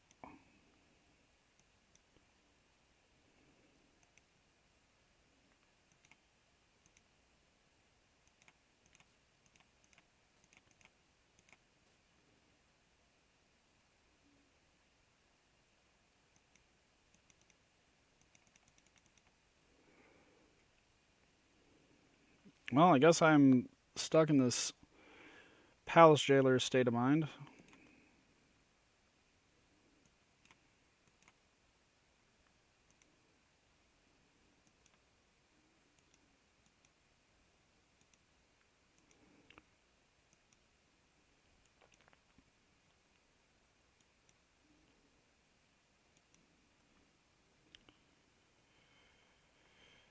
Yeah. Oh wait, shit. I was supposed to have done something to stop the containment priest, but I can't really do much about that now. So he gets 2 exiles. Gross. Oh, containment priest.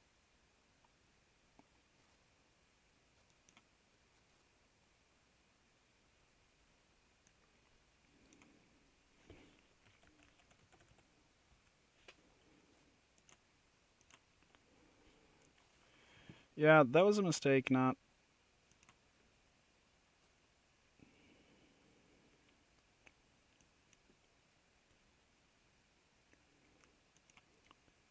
Okay, so Containment Priest and Double Thalia.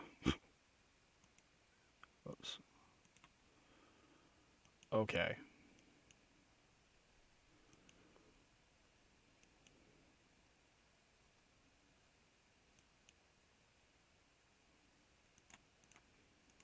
Throw some dudes in front of dudes.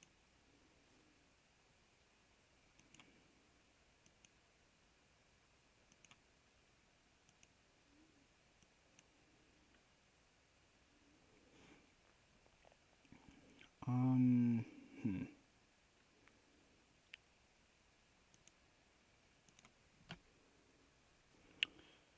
Very interesting.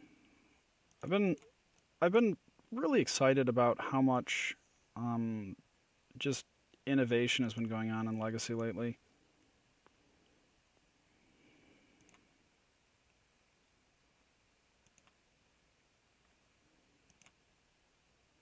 It's been kind of wild. I know. Probably just a little...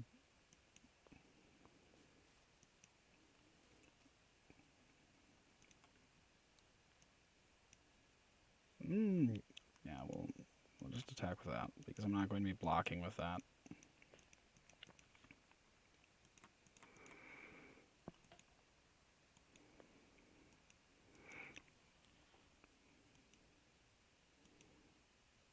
Alright.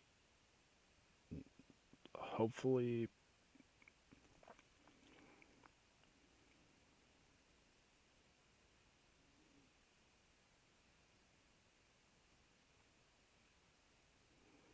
If you're willing to trade everything to get this Monarch for one turn, I am more than happy to assist you in that regard.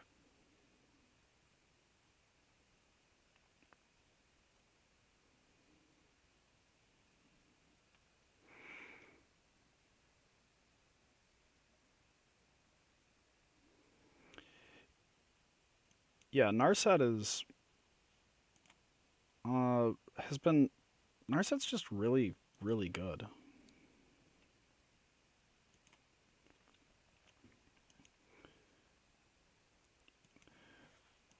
The first time I saw Narset, I was just...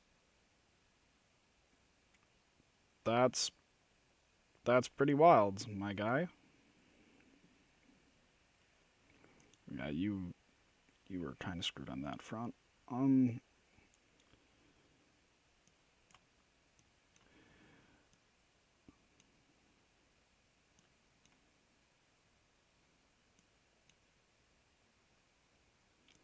Prelight is definitely not where I want to be here. Knight is not bad whatsoever, but okay. So Freebooter is probably at its worst here. Some number of Thalias.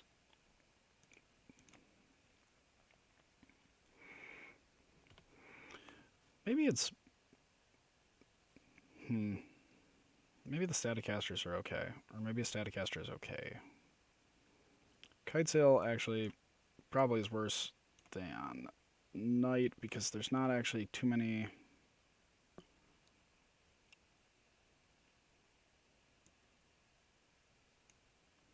And then we just go full toolbox.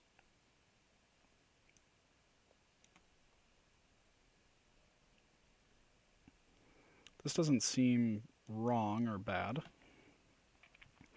Narset is just, in my opinion, probably the most powerful card out of this new set for Legacy.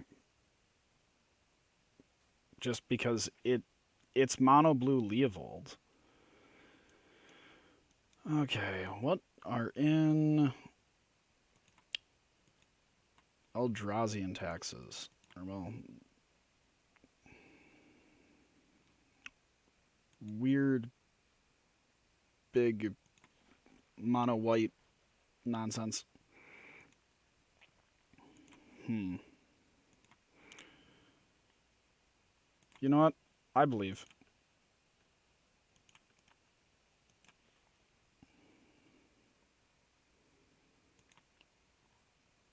Never didn't have it. I guarantee it. Except when it fails miserably. You know, but that's it's just something to be sad about. Nick Fit just seems so good right now.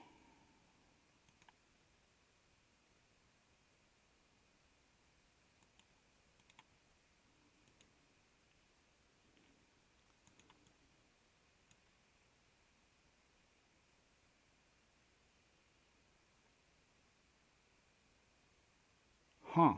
Didn't know that the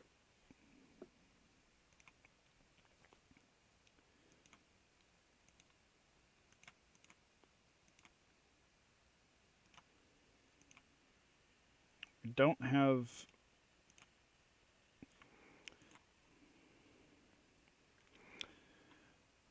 Narset. Oh, so good. Everyone who said otherwise is a fool. Are they on like Chalice at all?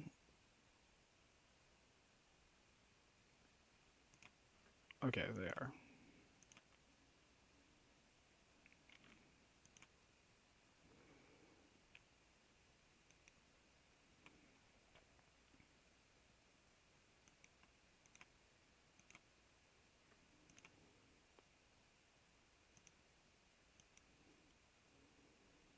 This is gonna be fun. Just sneak in all these moms. In hindsight, the Mother of Runes is probably the cut before even Kite Sail.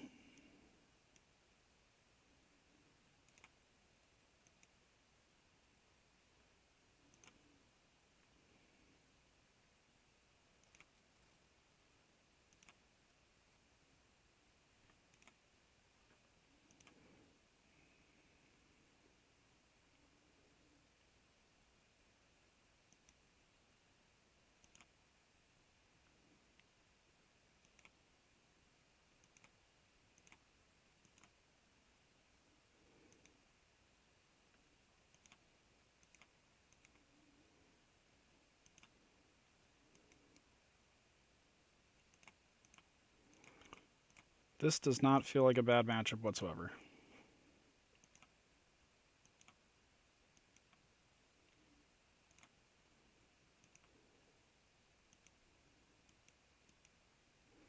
Yeah, that seemed pretty good.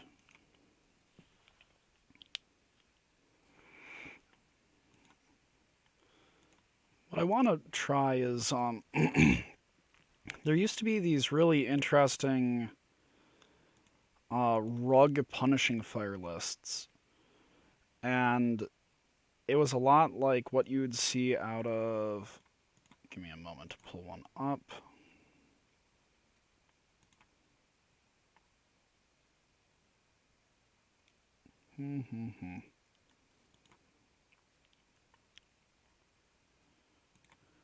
A lot like what you would see out of this, but instead of having black. Yeah, this is fine. Assuming they aren't on something hyper unfair. Oh, okay. Well, scratch everything I just said. They are on the hyperest unfair. Let's go human. Run out.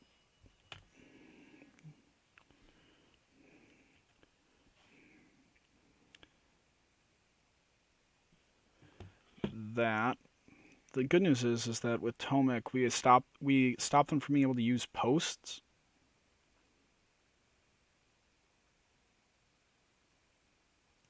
Sure. I mean, I'll happily live with that.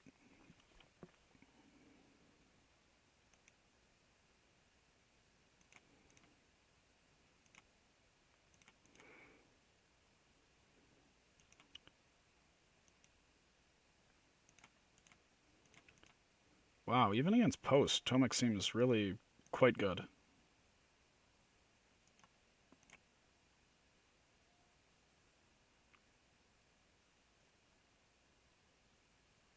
Cute thespian stage, nerd.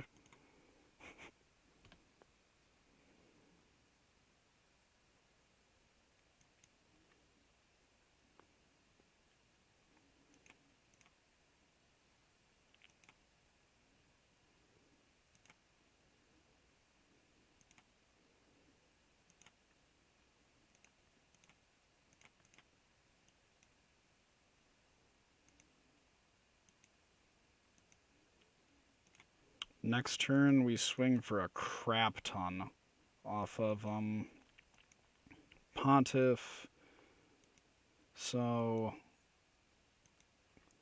2, 4, 8, 11.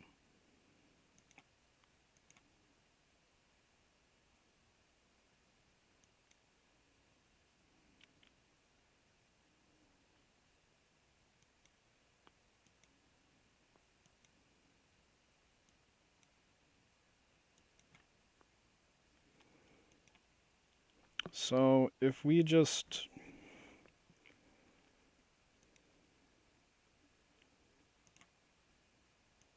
red, blue, let's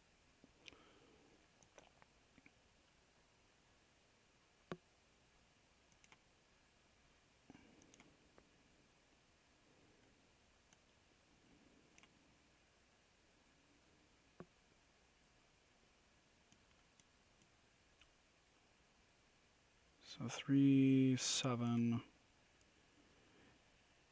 I don't know if it's correct to get a Thalia or a Kite Sail or a Meddling Mage.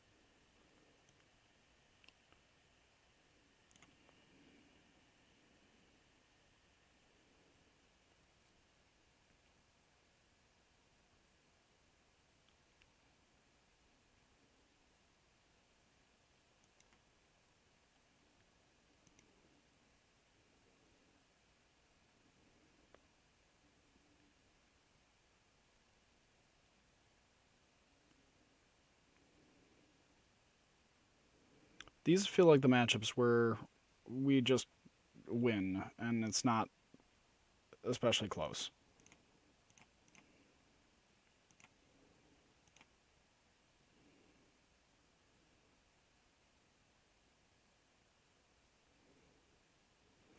And then when we don't have any... Okay, yeah. So... Prelate. Deputies seem good. That seems really good. Recruiter, as always, just seems swell.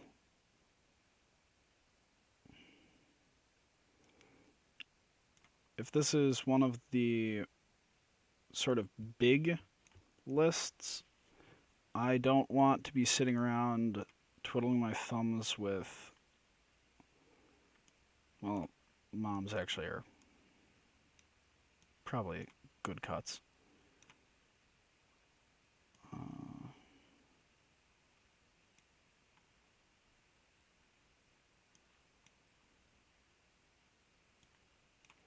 Comball is not bad.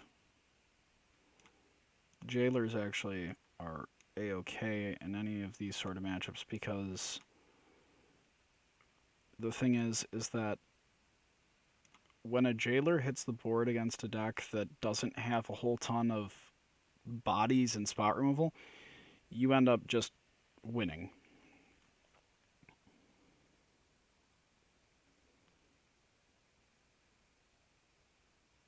Wow, this deck is just potent.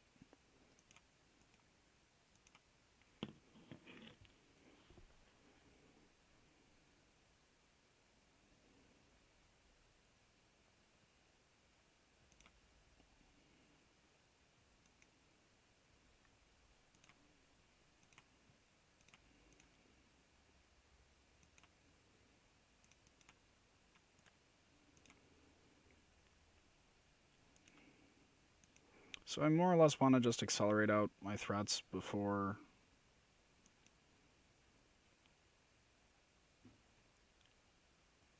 Shit. Well, there goes the neighborhood.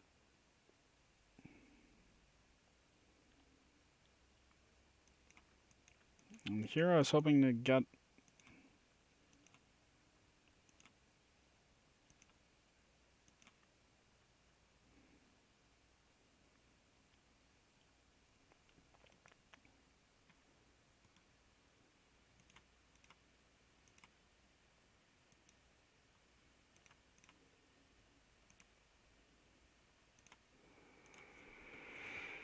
That one is much rougher.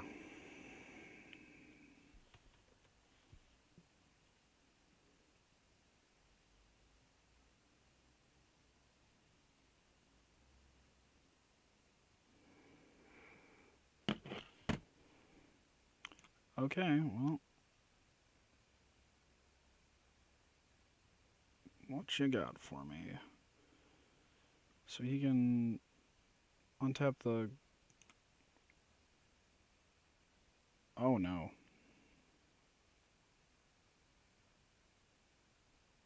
I don't even know what he's doing at this point. I just know it's gonna suck.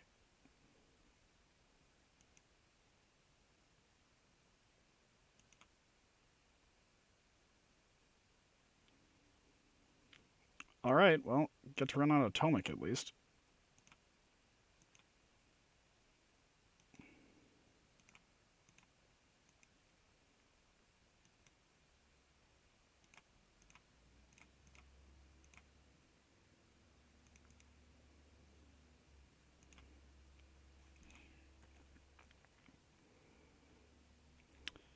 Yowza, holy cow. This is really scary.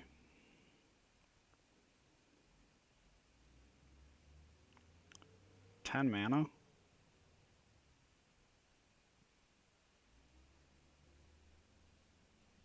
I just gonna die to a bunch of, like, Karn and nonsense?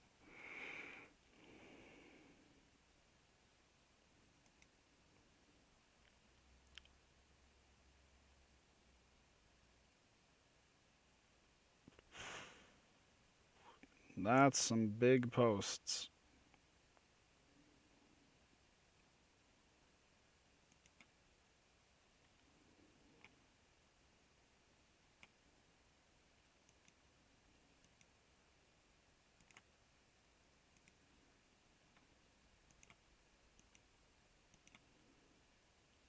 Well, at least Ugin is dead. So that's something.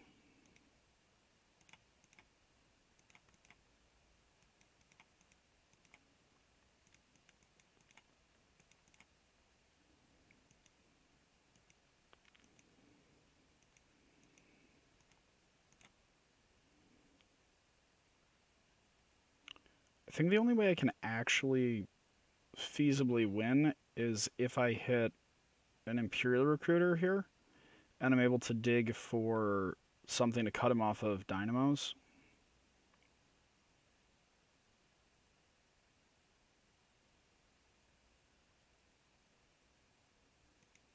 Sure, have a Chalice.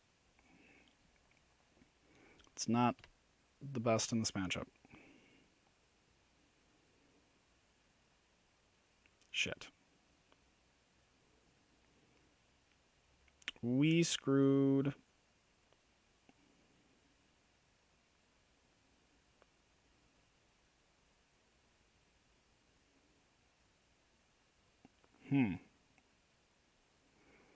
Man. Biggest post is big. It's really big. Like, unfathomably big.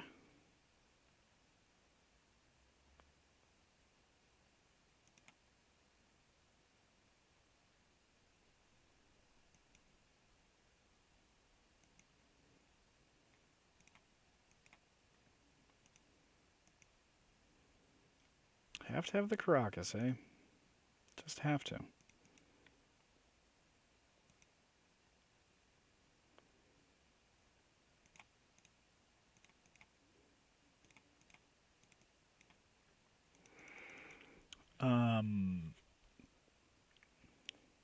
8.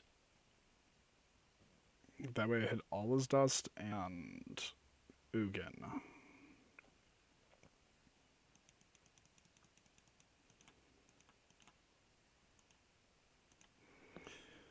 Whew. Okay.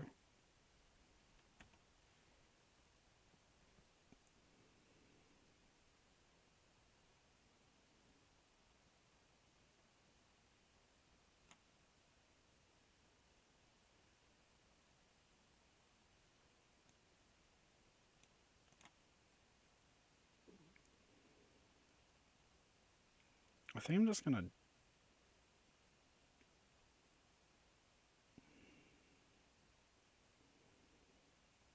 No, I'm just dead.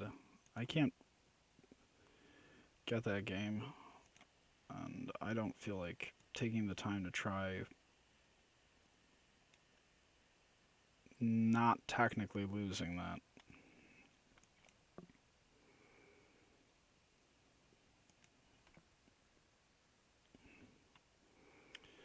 Ugh. Okay. So...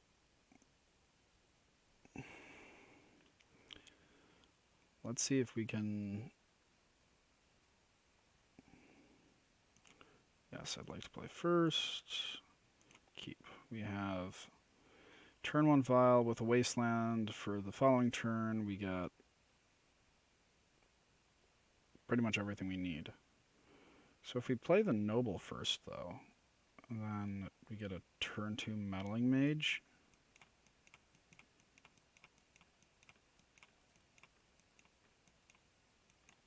So here's a spot where I almost don't want to run the vial out first.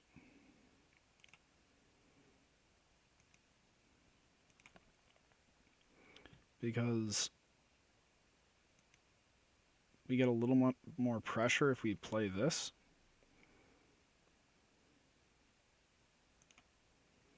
And I think that is just relevant enough that I'm going to do that.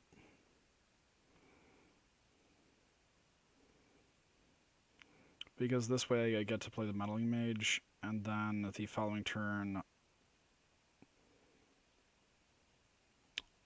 Okay.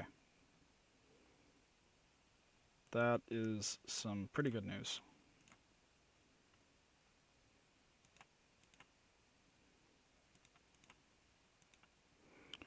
And we will name Grim Monolith.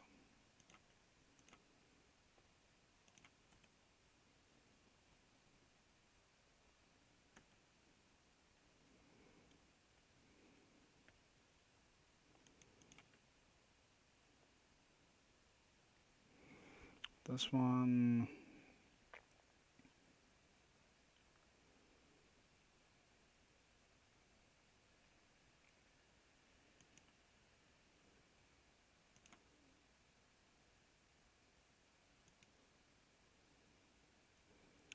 that's 5.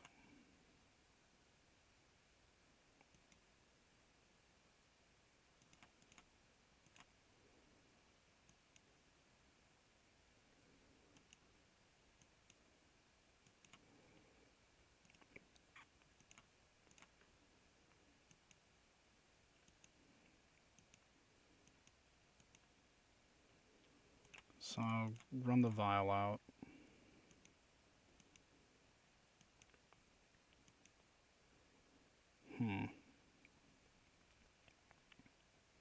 So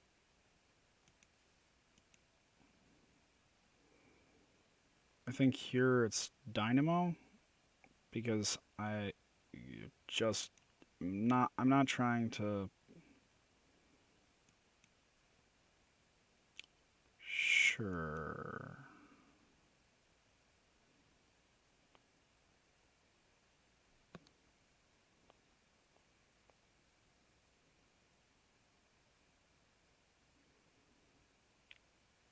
Pretty sure you just ping this now.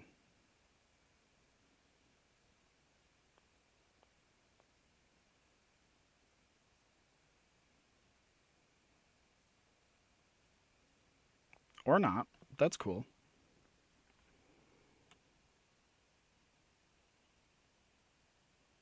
Habibi, please.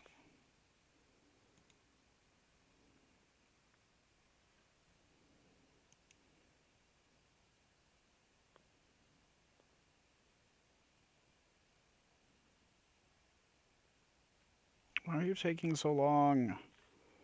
Ugh. Some days.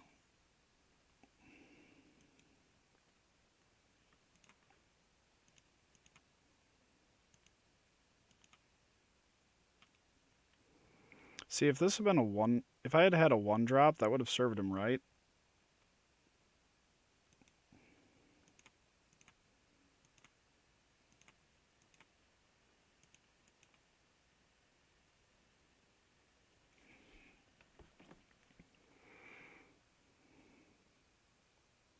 So next turn, he goes up, casts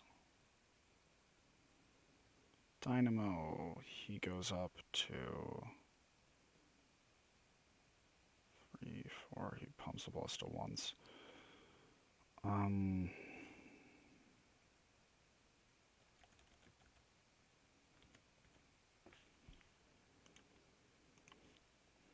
don't think I'm trying to like actually race. I think I'm just trying to give him speed bumps.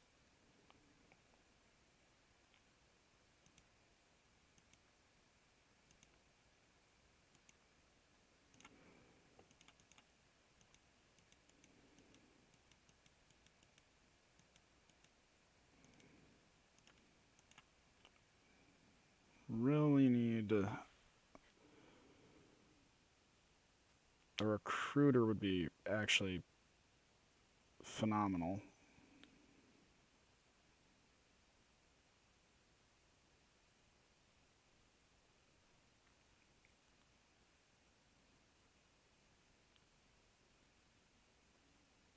Yeah, a recruiter would be really good.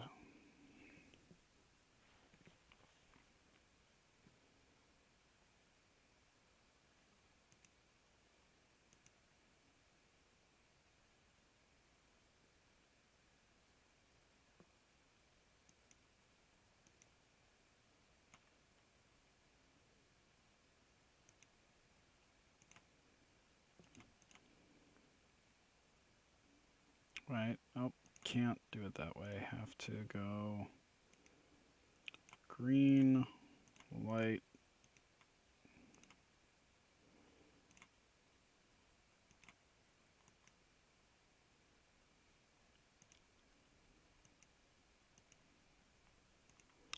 Attack Karn, attack you.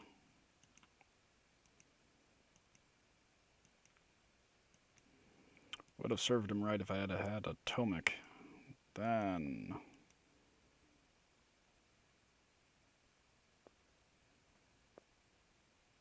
okay, so he can make that a copy of.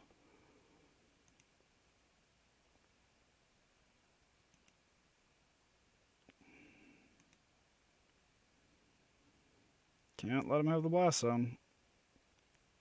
Because he will just win if he does that. Okay, whatever.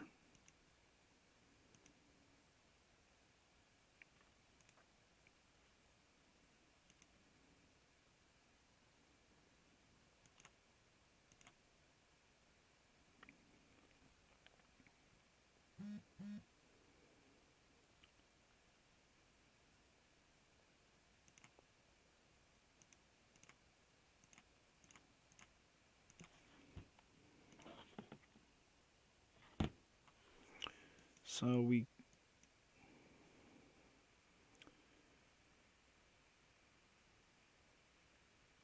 Huh. So we can kill Karn.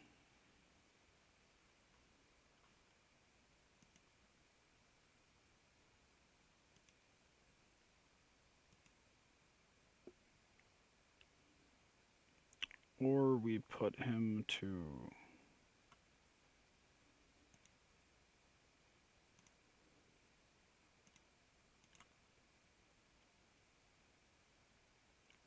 One? Or no, not one. We put him on a 1-turn clock? And it's -2 to create a golem. So if we put 3.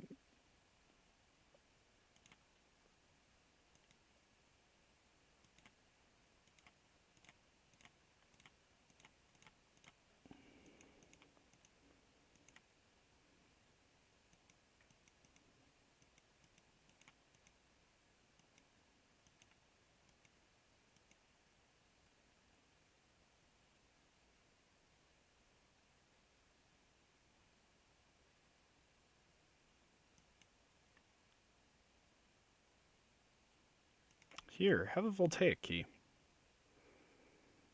By all means, it is a 1-drop. Yeah, that matchup is pretty good. Turns out taxes against throw big mana cards at the board is not bad. Not bad whatsoever.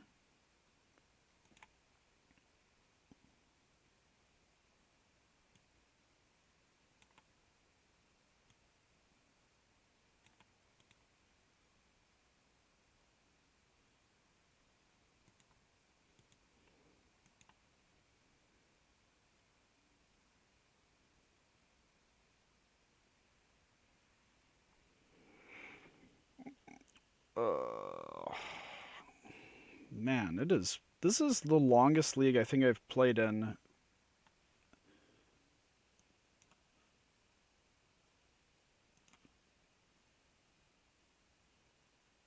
I don't like keeping a hand with what is effectively no action. But because we have so many good cards, I'm not super upset about it.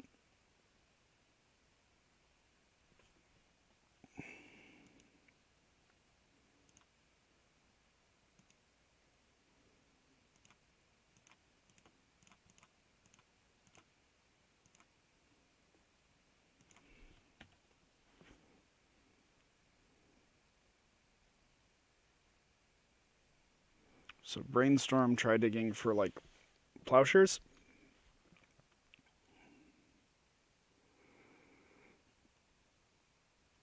Man. Humans is not bad whatsoever.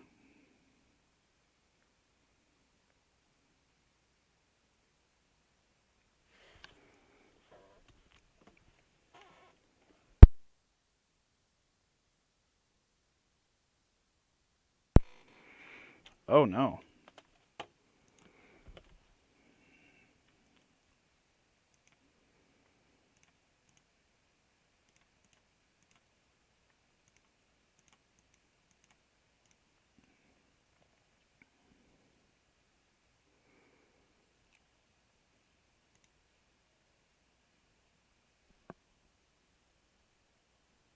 I mean, okay.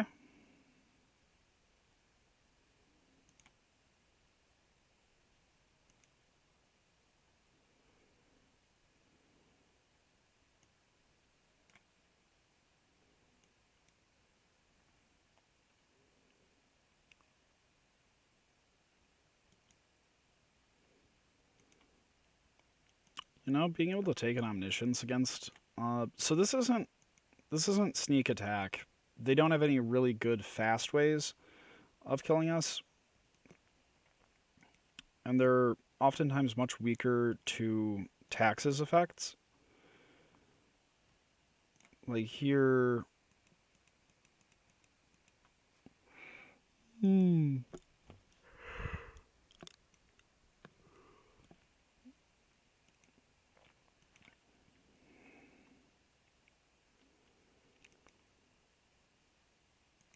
Human. Okay.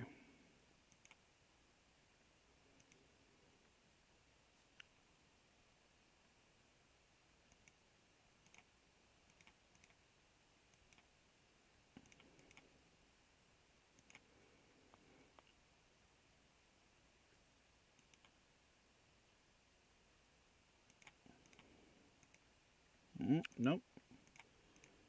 White. White.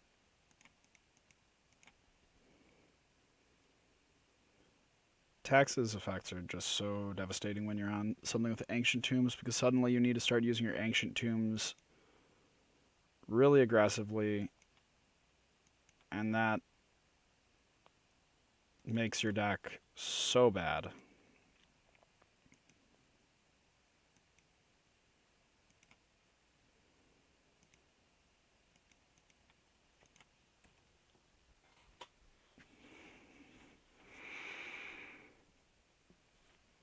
Here, he's more than likely going to have to use like a Cunning Wish to be able to get something just so that Thalia isn't on the board, like a Chain of Vapor, and that's all gravy.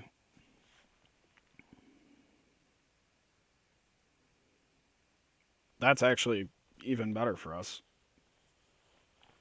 So even if he gets an Omniscience out into play, suddenly all the cantrips that make the mono blue lists better in mirror matches just don't exist anymore, because you have to pay mana, and the only reason you are able to win the matchup is because you don't have to pay mana. So we don't need that. Here, Night of Autumn is actually pretty stellar, because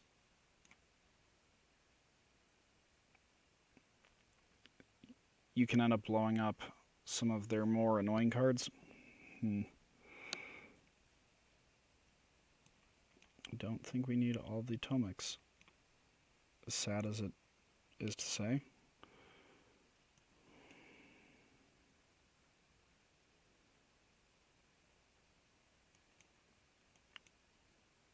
Moms can probably go in some number. And we definitely want this Containment Priest. I'm cutting the moms because they just are lower impact than everything else.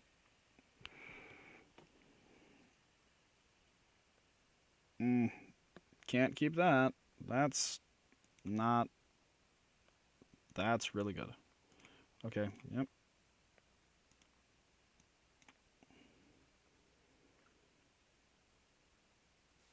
What's really good, what qualifies as really good against this deck is very loose, because you're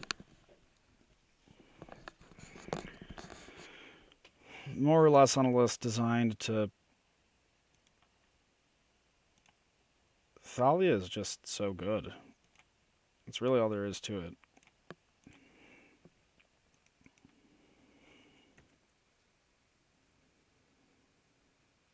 Next turn we run out of Thalia. If they don't, they have to like show and tell here. And even, okay, well, then I'm not particularly concerned. We will name... We'll name Human off this, just because...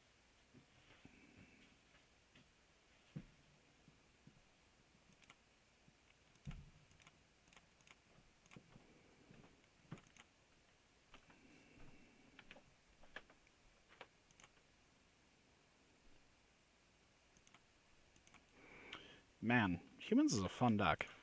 Don't think I would want to play it in paper, but it's a fun deck.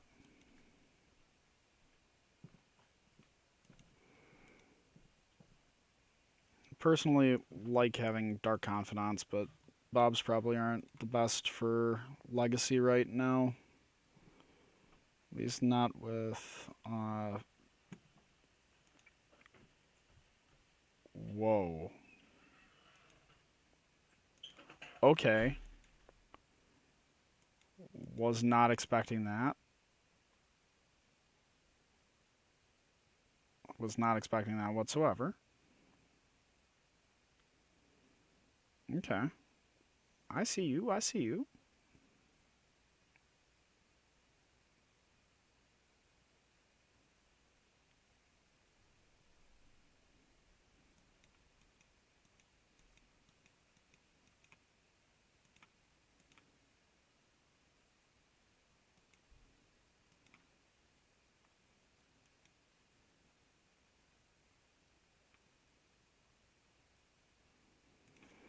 We will name Wizard on this one.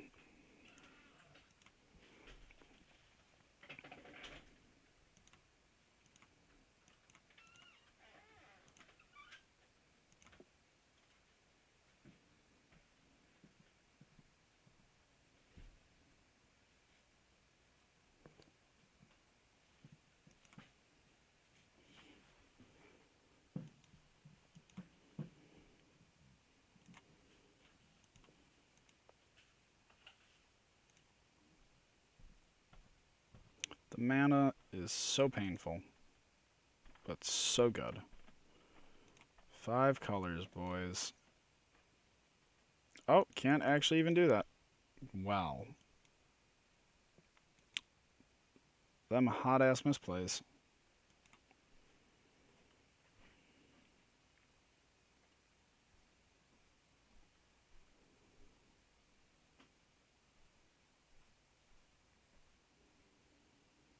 So let's say he ends up going for an Omniscience play. We're able to... Okay, well, he has to go for an Omniscience play, I guess.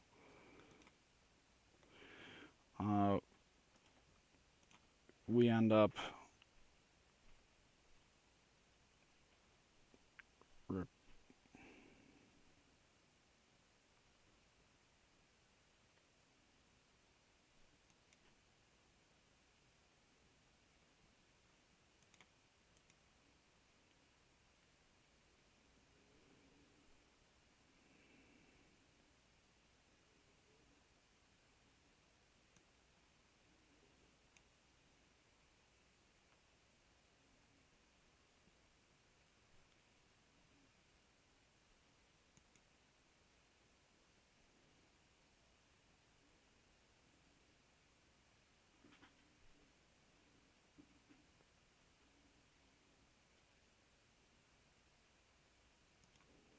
Okay, yep, we did.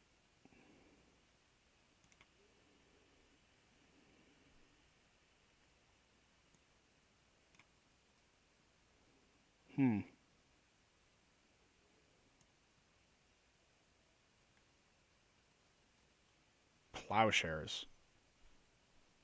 Bro.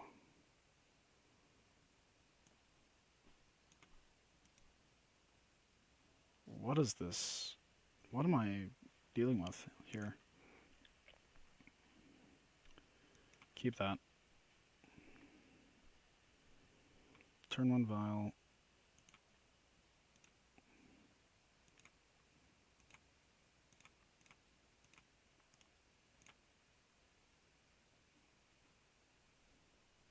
Hmm?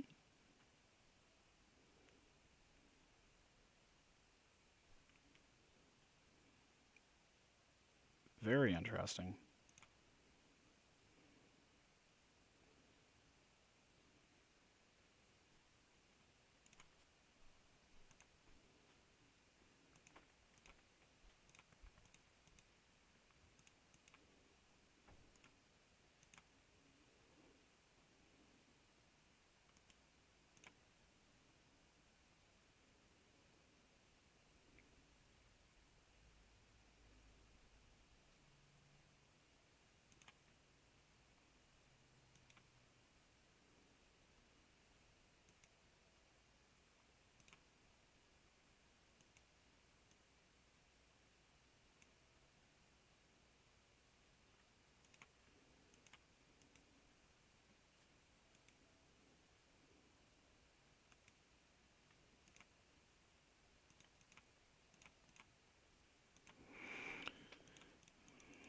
I misclicked.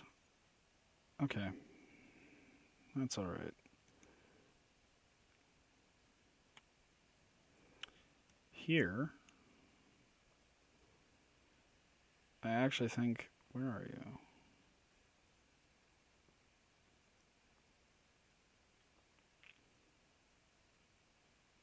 I want Kumbel.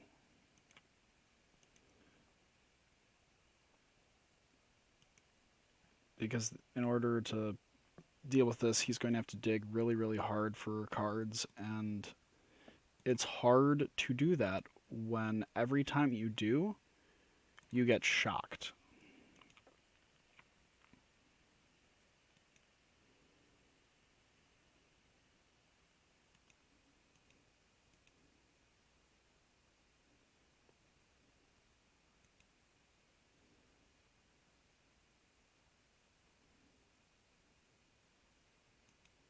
Ooh.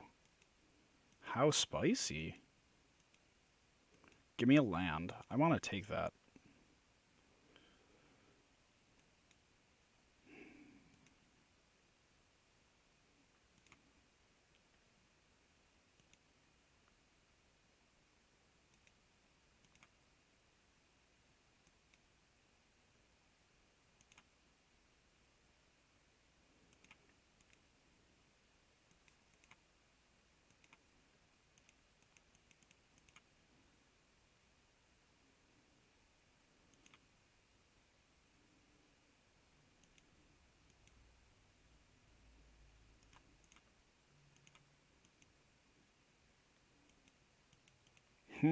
Monastery Mentor out of the board. Well, I'll be damned. Okay.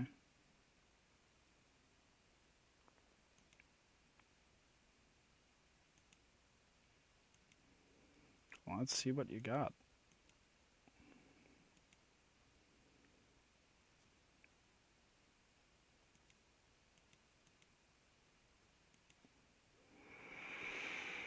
So far, I'm feeling pretty good about our chances this one. I think we're going to hostage take the Monastery Mentor and then win. I hope. I don't actually know that.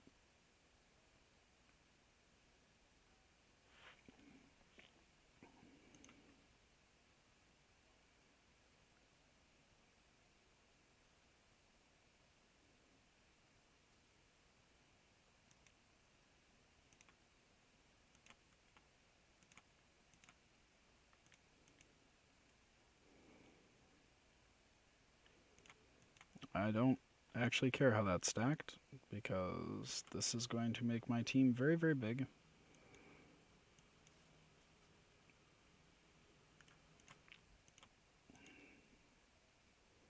Turn things sideways. Hashtag Yu-Gi-Oh! That is lethal if you don't block anything. Okay.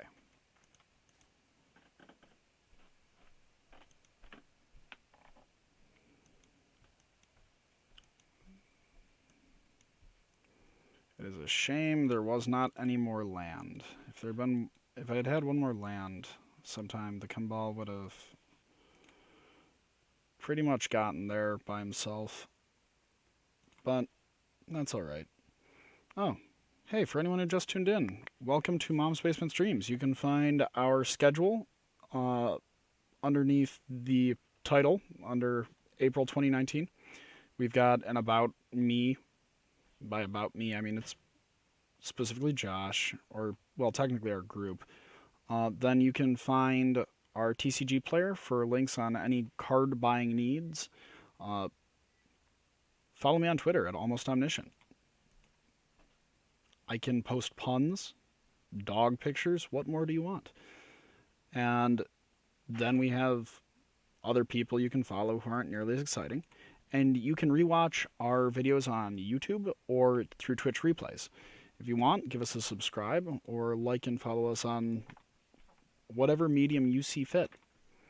I suppose it's important to note that tomorrow will be Donovan, and he'll be playing Standard with the mono red list that won our most recent MCQ here in Michigan, over at RIW Hobbies.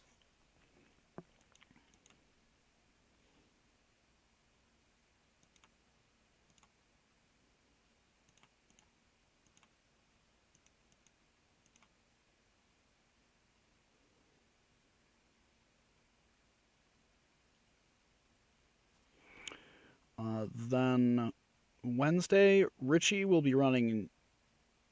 Sorry. No. Wednesday will be Grixis and Standard.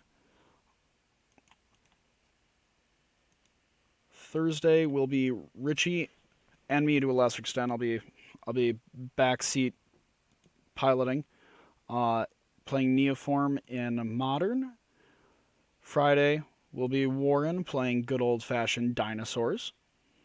Saturday will be Drew playing Kefnet in...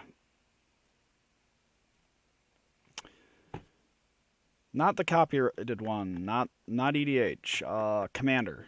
Yeah, that thingy. So, that'll be that. Remember, give us a like, follow us. We will be having a giveaway in the near future for a box of War. You just have to like for an entry. If you subscribe, that's another. You can support us through donations at I am not sure where, because no one ever tells me things. It's very unfortunate. Oh, donate. You can just hit donate, and it'll donate, which would be very sweet. I'd appreciate it a lot. With that being said, we'll just do one quick pass over the list again, and then it'll be a night. So this is humans. This list was created by, or this is Yos Oyez, his list. So if he streams, check it out. Deck is very, very fun. It is aggressive. It is powerful. It has a ton of options, so you can sort of tailor your list however you want to beat specific matchups. Because you can run a ton of silver bullets with Imperial Recruiter, and it's like you're running 4 of them if you're on 3 recruiters and the 1 of. Tomik was ridiculous today. I am completely sold on Tomik. The deputy was fine. Hostage taker, I just didn't see, except when it didn't matter. Pontiff was great. I think this deck actually has a home in the Legacy format. It's very surprising considering how weird the format has gotten lately, but if you have the cards to play Modern and you can borrow 2 Caracases at Wastelands and Imperial Recruiters, this is a very just good feeling Legacy deck. And it's not very expensive, relatively speaking, because you're not on any duels. And a lot of Modern players already have this.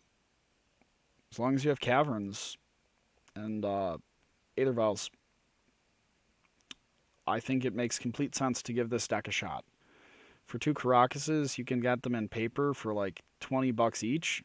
And Wastelands are a little over, like you can get Wastelands as a bundle for like $150. Alternatively, you might be able to find them on Mom's Basement Games at TCG Player. Ooh. Yeah, so really fun deck. Super cool. Highly recommended for anyone who just wants sort of a change of pace. Well, on that note, guys, this stream has gone about 40 minutes longer than I was expecting. So I'm going to be signing off. Good night. Good luck.